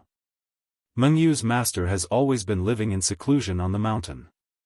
A year ago, he personally came down the mountain to take Mengyu as his disciple. It's said that Mengyu's bones are suitable for practicing martial arts and that she's a rare talent that only appears once in 1,000 years. Wow, you made a hermit expert come down from the mountains to recruit a disciple, and he even came looking for you himself. Mengyu, you're amazing. We support you. You're the best. Back in Xinjiang Town High School, there were very few people who helped Yun Jian. Other than Lu Fian, there was no one else. Yun Jian had always been the one who was isolated because of her good looks. Therefore, when they saw Lin Mengyu bringing everyone to look for Yun Jian, the students from Xinjiang Town High School were all on her side. Although Yun Jian's strength was astonishing, she did not stay in Xinjiang Town High School for long after her rebirth. What's more, these students didn't know what happened later. Of course, they didn't know Yun Jian's other identities. Lin Mengyu felt smug when she heard her former classmates say that she had been taken in as a disciple by a master and that her strength was now astonishing. She raised her head high and made an expression as if she should accept the evaluation of the people around her. Yunjian, surrender obediently if you know what's good for you. Let me send you to the hospital and our grudge will be written off. Otherwise. Just as Lin Mengyu finished, a hurried voice rang from the entrance. Xiao Jian. Right after that, Yun Jian saw a few people running in through the entrance. Since it was Saturday and school was over, the students could return to Xinjiang town. Lu Fian was the first to run in. Following behind her were the original basketball team of Xinjiang Town High School, Li Xiangyi, Wu Kuei, Wen Rui, and others. Lu Fian and the basketball team were the first batch of friends that Yun Jian made in Xinjiang town.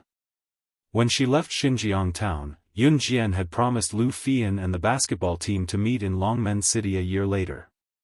A year later, however, Yun Jian went to Min City Military Academy while Lu Fian and the basketball team went to Longmen City. Sometimes, even Yun Jian herself could not predict what would happen in the future as things changed. When Lu Fian and the basketball team ran in, they stood in front of Yun Jian and glared at Lin Mengyu. Lin Mengyu, what do you want? Xiao Jian didn't do anything to you at all. It's always you and Yuan Yingjun harassing her. Now that you're here, how shameless can you be? Lu Fian growled at Lin Mengyu as she stood in front of Yun Jian.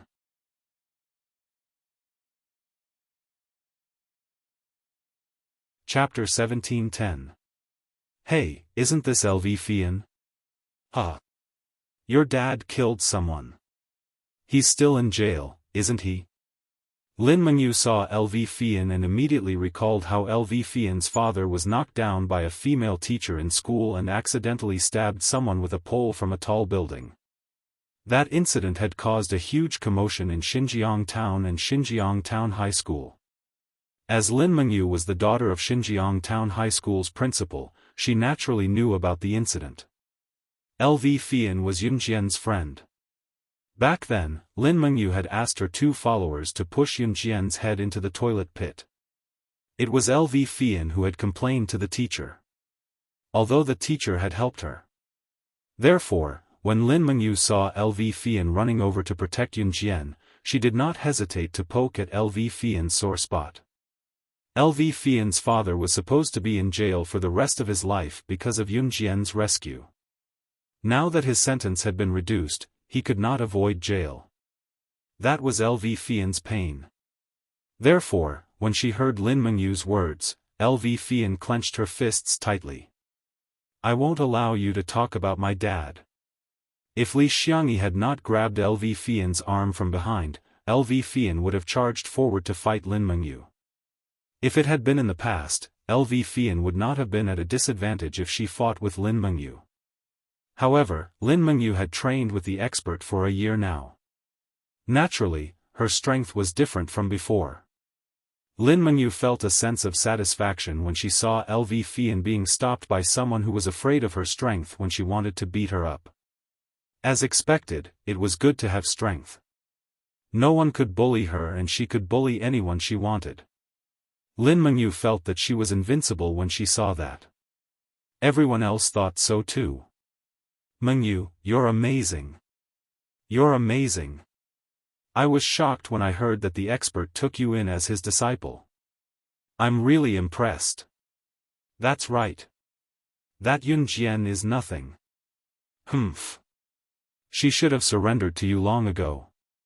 The few female classmates who were originally from Xinjiang Town High School started to praise Lin Mengyu. The tone of their praises almost made Lin Mengyu fly into the sky. The neighbors near Zhang Meihua's house started to gather. There were more and more people. There were those who were watching the show, those who were worried, and those who were gloating. There were all kinds of people. It was just that these people who were watching the show didn't know how to speak. Just when Lin Mengyu was feeling complacent and proud, thinking that she was a legend that everyone was praising, Yun Jian's words suddenly rang out and reached everyone's ears. A rare genius that only appears once every 1,000 years? Just looking at your skeletal structure, a person like you shouldn't be suitable to learn martial arts. To be able to praise you as a rare genius, I really want to meet you. Yun Qian crossed her arms and looked at Lin Mengyu coldly. Lin Mengyu's bones were loose and her attacks were soft. Even if she met an expert, even if she was trained from a young age, she would never reach the level of a senior assassin. For someone like Zhang Xiaofan, who had strong bones and powerful punches, just a few words of guidance would be enough for him to reach the sky. This was also the reason why Yun Qian accepted Zhang Xiaofan as her disciple. Lin Mengyu was a rare genius that only appears once every 1,000 years? Yun Qian almost sneered. Why? Are you jealous after hearing that I'm a rare genius that only appears once every 1,000 years? Let me tell you, even if you're jealous, it's useless because I was born with it. Master said that I was born to learn martial arts. Hearing Yun Qian's words, Lin Mengyu thought that Yun Qian was jealous. She laughed and spoke confidently. However, just as Lin Mengyu finished speaking, a woman with voluptuous breasts and buttocks walked in through the main door. This woman was charming and had a voluptuous figure. The moment she entered, she attracted the attention of many men. However, after the woman saw the scene, she laughed loudly and then said to Yun Qian in front of everyone. Chapter 1711. Lang Mei's sudden appearance startled everyone present. At this moment, Lang Mei was wearing a tight-fitting black leather jacket and pants. Her perfect body was fully displayed. Anyone who saw such an enchanting and sexy figure would be attracted to her. Even the women were attracted to her, let alone the men. Seeing Lang Mei enter from the entrance, she did not hesitate to spit out what she had just said. By the time everyone realized that cold charm was the woman that Zhang Yang was talking about, everyone was shocked. Those present were ordinary residents of Xinjiang town, farmers, construction sites, or factory workers. They did not even go to Longmen City often and had to be frugal with their spending. Hearing Lang Mei say the word kill so casually, everyone was shocked. What are you doing here? Just as everyone was puzzled and wondering how Yun Qian could possibly know this woman, Yun Qian suddenly looked at Lang Mei with her arms crossed. She obviously knew this woman who spoke of killing so casually. Everyone was shocked. Even Lu Fian, Li Xiangyi, and Lin Mengyu were surprised. Qing Yu and Gu Nianji asked me to hide here for a few days. Don't rat me out. Lang Mei said lazily as she walked to Yun Qian. I didn't hire you to slack off. Yun Qian narrowed her eyes. She did not look at Lang Mei, standing where she was with her arms crossed. Now that the Blood Doll organization had been handed over to her, it meant that all the assassins and agents in the organization would be paid a commission. Some of the Kosha mercenaries' own trained assassins and agents had an agreement. When the agreement expired, they would be set free. If these assassins and agents were willing to stay in the Kosha mercenaries, the Kosha mercenaries would hire them at a reasonable price. This was the commission. Lang Mei had been in the organization for so many years and her contract had expired long ago. In other words, Lang Mei would be paid even if she did nothing in the organization. Now that the organization had been handed over to Yun Qian, Lang Mei would still be paid for slacking off and her salary was not low either. I'm just taking a few days off. There's no need to be so calculative. In the past, Lord Chief didn't even care about me. Lang Mei said. In the past, Di Lin really didn't care about Lang Mei. Even if Lang Mei slacked off for a year, Di Lin didn't say anything about her. Don't do it again. Yun Qian pursed her lips. She smiled and said softly. Okay, okay. Lang Mei was relieved. Not bad, not bad. There was a place to hide. The conversation between Yun Qian and Lang Mei was heard by the people around them, but they were confused. What do you mean by, I'll hire you? What leader? What the hell was all this? Everyone present was confused for a moment. Yun Qian, what the hell are you doing? Even if you pretend to be very strong, it's useless. I'm a genius that only appears once in 1,000 years. Master said that even if you practiced martial arts since you were young, you would definitely not be able to beat me. Calling for reinforcements was futile. Hee, what nonsense are you talking about? Don't make me laugh to death. Hearing Leng Mei and Yun Jian's conversation, Lin Mengyu was confused. She laughed coldly, then looked at Yun Jian and sneered. That's right. What nonsense are you talking about? Do you really think you're very strong? I'm dying of laughter. Mengyu, we support you. A female classmate of Yun Jian's from the same class followed behind Lin Mengyu and sneered at Yun Jian. However, just when everyone thought that Yun Jian and Leng Mei's words were pretentious, Leng Mei suddenly smashed the stool in front of her with her palm. She smashed the stool with her bare hands. Then, she pointed at Yun Jian and sneered in front of everyone.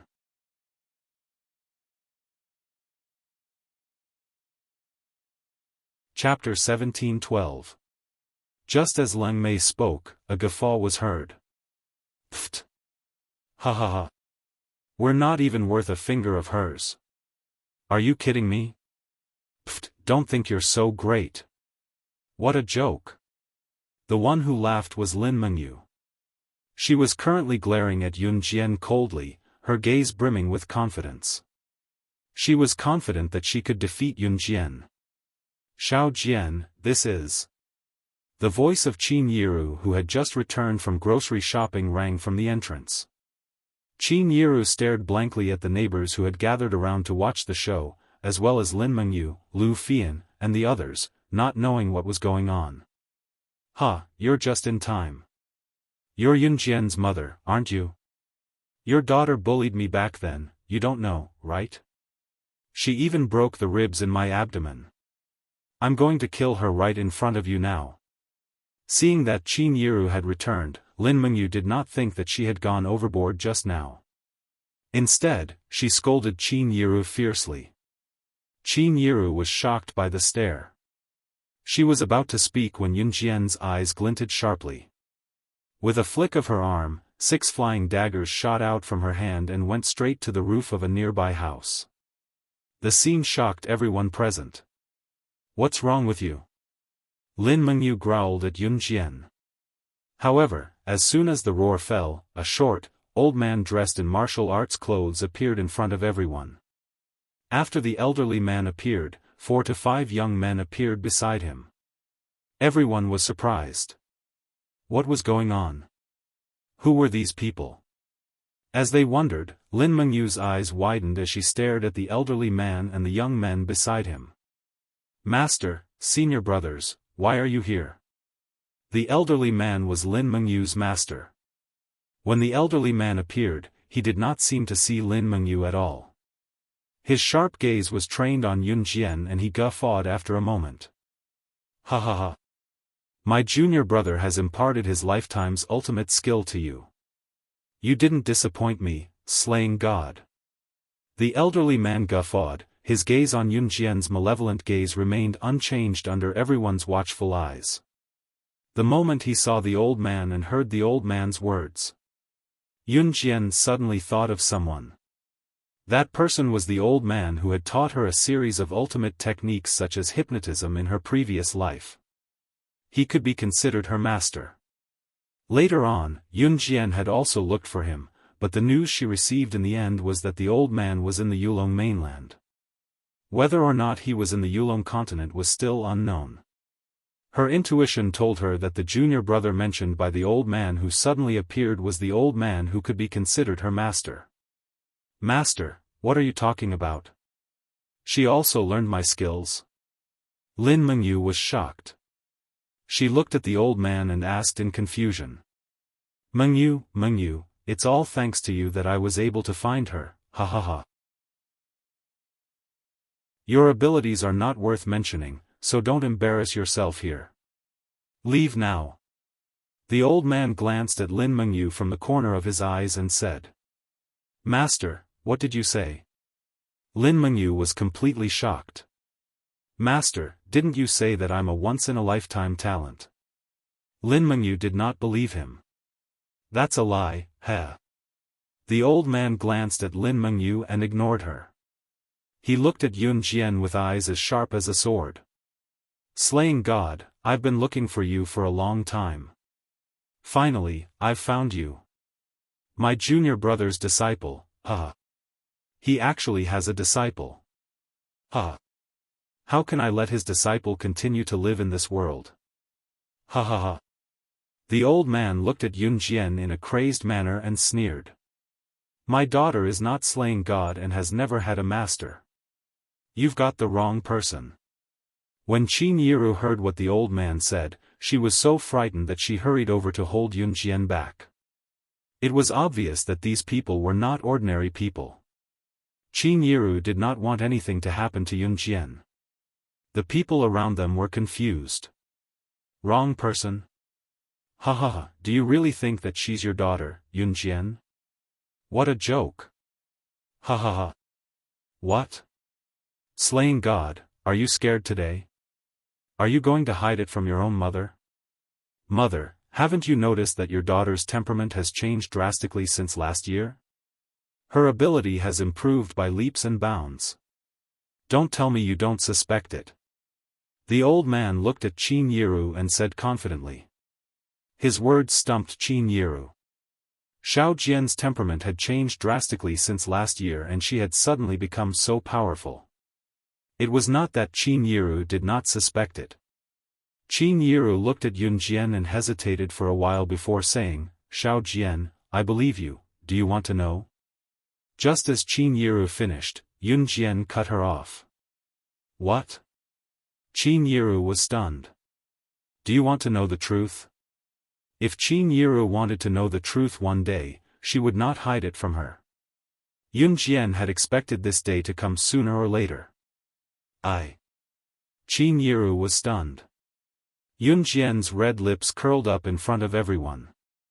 She stood in front of Qin Yiru and spoke to Qin Yiru in front of Lin Mengyu, Lu Fian, Li Xiangyi, the neighbors, including Qin Fangfang and Zhang Meihua who came out later.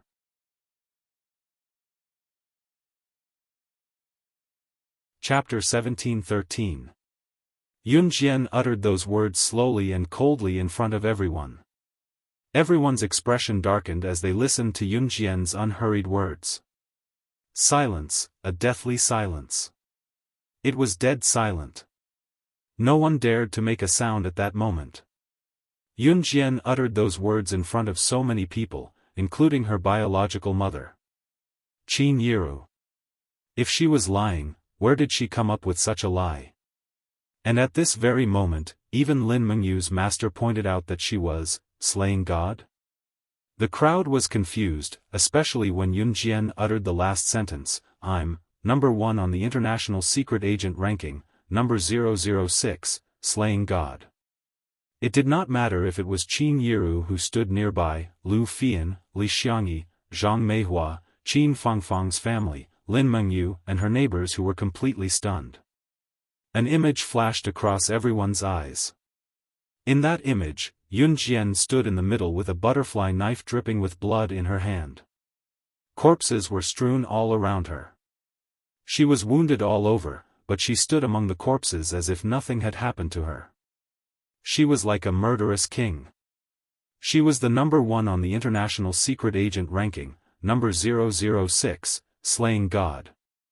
She was a top-notch existence that no one had ever imagined. This is impossible, this can't be. No wonder you've changed. I was wondering why, you suddenly became so strong when you were in the toilet a year ago. So you are. Lin Mengyu initially refuted. How could Yun Jian be the number 1 on the international secret agent ranking, slaying God? However, she suddenly realized something. A year ago, Yun Jian was still a slug who was so weak that she could be dragged into the toilet to be bullied. However, she had suddenly changed. It was then that she had suddenly changed. She had learned how to fight back. Her abilities had become terrifying. It was hard to fathom. At that time, Lin Mengyu was puzzled. Why did Yun Jian seem to have become another person? When Yun Jian admitted her identity earlier, Lin Mengyu thought it was impossible. The number 1 on the international secret agent ranking, slaying God. What kind of existence was that? Although they had never heard of Yun Jian's battle achievements, the first time they heard of this title, they felt that it was inconceivable. Therefore, Lin Mengyu felt that it was impossible. Slaying God, the top international secret agent ranking, how could she be Yun Jian? But in the end, even Lin Mengyu herself could not explain why Yun Jian had suddenly become so powerful. It was as if he was a completely different person. Therefore, Lin Mengyu changed her words. Everyone stared at the scene in front of them. At this moment, no one dared to say a word. Yun Jian stared intently at Qin Yiru. She saw that Qin Yiru's expression had changed from disbelief to shock. Qin Yiru had yet to put down her raised hands. She just stared at Yun Jian in a daze, unable to say a word. Yun Jian pursed her red lips and suddenly smiled.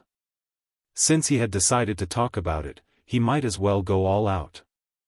Mom, I'm sorry for keeping this a secret from you for so long. I'm also sorry that I'm not your biological daughter. I'm a secret agent trained by the Inhun organization. Serial number 006, code name Slaying God. I was once locked up with hundreds of children in the dark organization, but in the end, they all died in my hands. Because if they didn't die, I would have been the one who died. I had no choice. I'm not the daughter you're familiar with, and I'm not the child you brought up. I'm just an orphan. I've killed countless people and my hands are stained with blood. Killing, war, heavy weapons, machinery, and computer operations, I'm proficient in everything except family. You're the one who gave me an ordinary life and made me feel a mother's love. I yearned for that kind of mediocre but caring life. At this point, Yun Jian paused for 2 seconds. She pursed her red lips and looked at Qin Yiru with her mouth slightly agape. Her tone was a little slow, as if she could not bring herself to ask but had to say it. This was the first time in her life that she was at a loss because of someone. So, can you still accept me like this?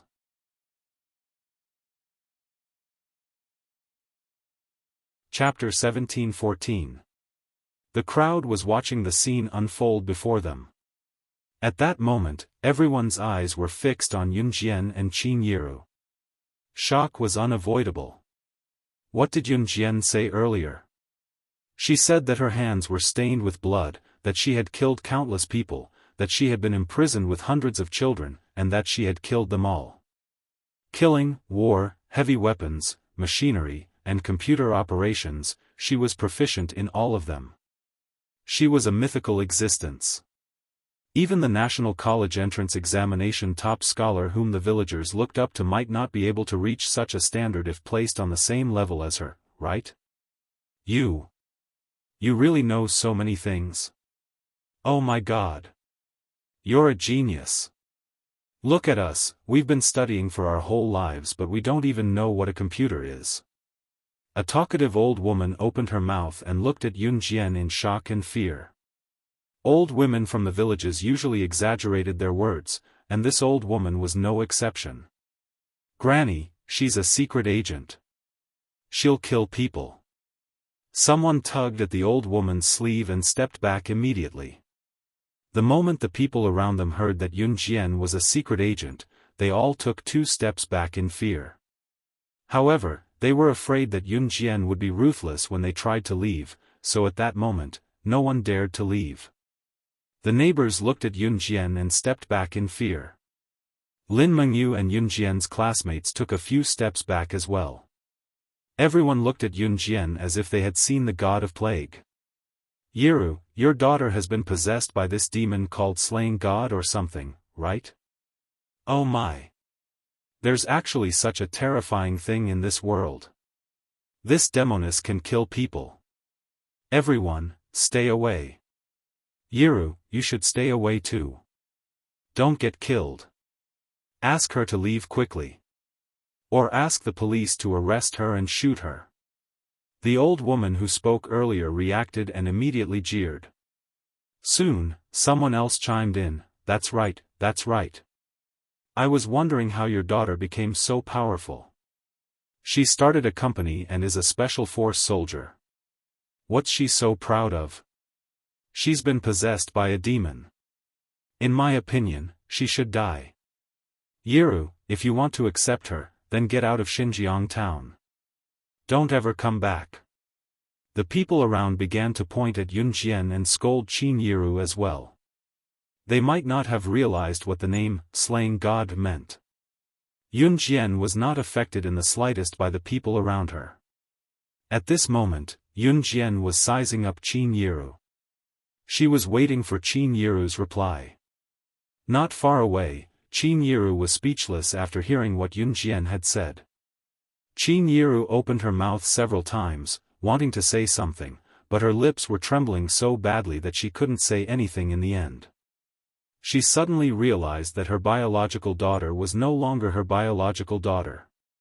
It was not that she had no feelings for Yun Jian in the past year.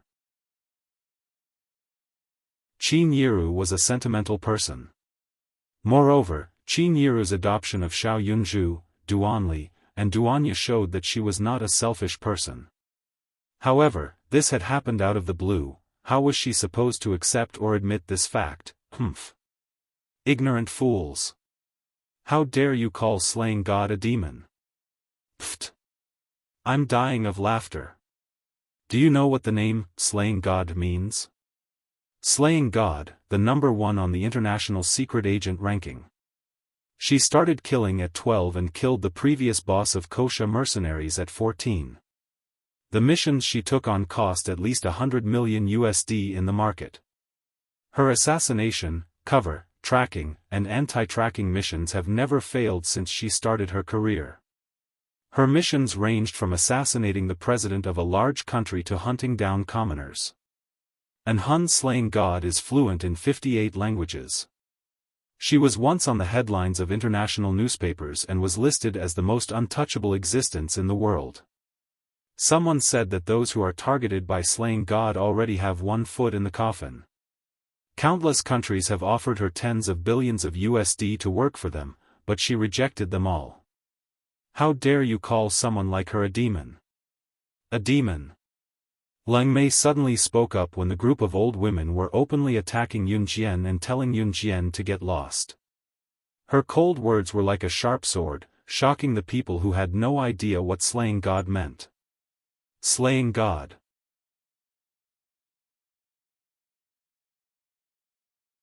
Chapter 17:15. Every word that Leng Mei said brought a sense of shock to everyone present, as if they had discovered a new world. The market price for Yun Jian's missions was no less than $100 million USD. What kind of shocking figure was that?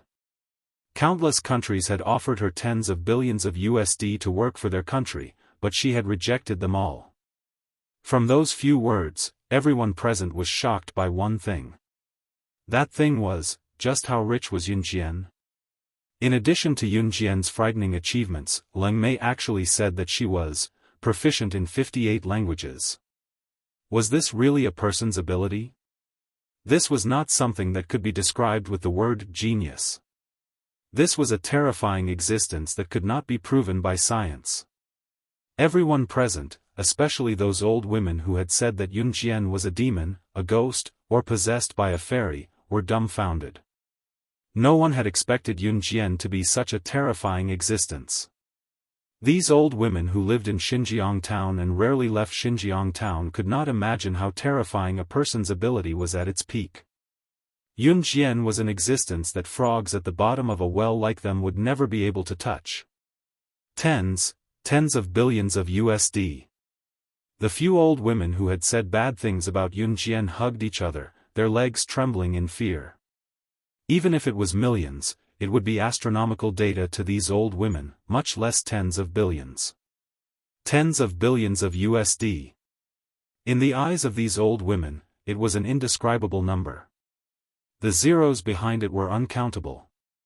Therefore, the few old women who had asked Qin Yiru to chase Yun Jian away or asked Qin Yiru to get out of Xinjiang town hugged each other, their legs trembling in fear.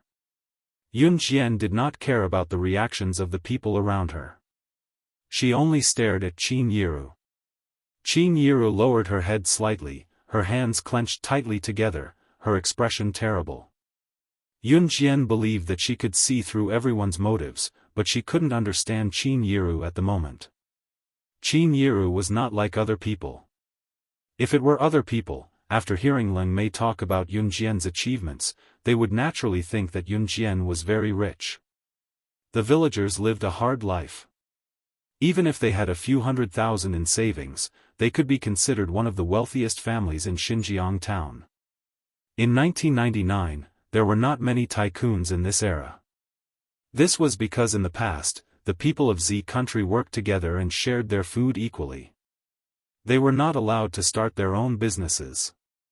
Later on, there was a policy of going it alone. That was, the citizens could start their own businesses and invest in companies. Of course, there were also some people who knew their place and lived a mediocre life. Therefore, as time went on, the gap between the rich and poor of the Z nation's farmers grew wider and wider. In 1999, the gap between the rich and the poor had become obvious. Those who were powerful would become rich, while those who were not powerful would stay in their families' 3 villages and 2 acres of land, living a mediocre life. What Yun Xian had was something that the farmers of Xinjiang town could only hear about for the rest of their lives. They would never be able to touch it. Therefore, if Qin Yiru was a normal woman, she would have accepted Yun Xian a long time ago. It did not matter if she was the #1 secret agent in the world, slaying God. Even if she did not accept her, her daughter would still not come back. Under such circumstances, was it not better for her to accept it as soon as possible? She could even cheat Yun Xian of a huge sum of money. After hearing Leng Mei's words, the people around them were envious of Qin Yiru. However, Yun Xian knew that Qin Yiru was not that kind of person. Seeing Qin Yiru lowering her head and clenching her fists, Yun Xian's heart chilled slightly. She curled her lips, but there was no emotion in it. Yun Xian's heart chilled. She should have known that she did not belong to the mundane world because no one in the mundane world could accept her. Just like, in her past life, she had nowhere to go after leaving an Hun group. No one was willing to accept her, whose hands were stained with blood. Therefore, she had no choice but to return to that bloody world. For the past year, she had lived a normal life for so long. She thought that she could continue on like that. However, now, Mom, please allow me to address you as Mom again. I'm sorry, I know you're dying to know where your daughter is. If I have any clues in the future, I'll let you know immediately. Thank you for taking care of me for the past year. Yun Xian bowed at Qin Yiru calmly. Her heart was bleeding. However, as soon as she said that, Qin Yiru could no longer hold it in. She rushed over and hugged Yun Xian with trembling hands, just like how Qin Yiru hugged her a year ago when Yun Xian hugged her and told her, "Mom, you still have us." You're tuning into the Xiaofan's Wuxia Tales YouTube channel. Don't forget to subscribe and join us on this journey to catch the most captivating stories.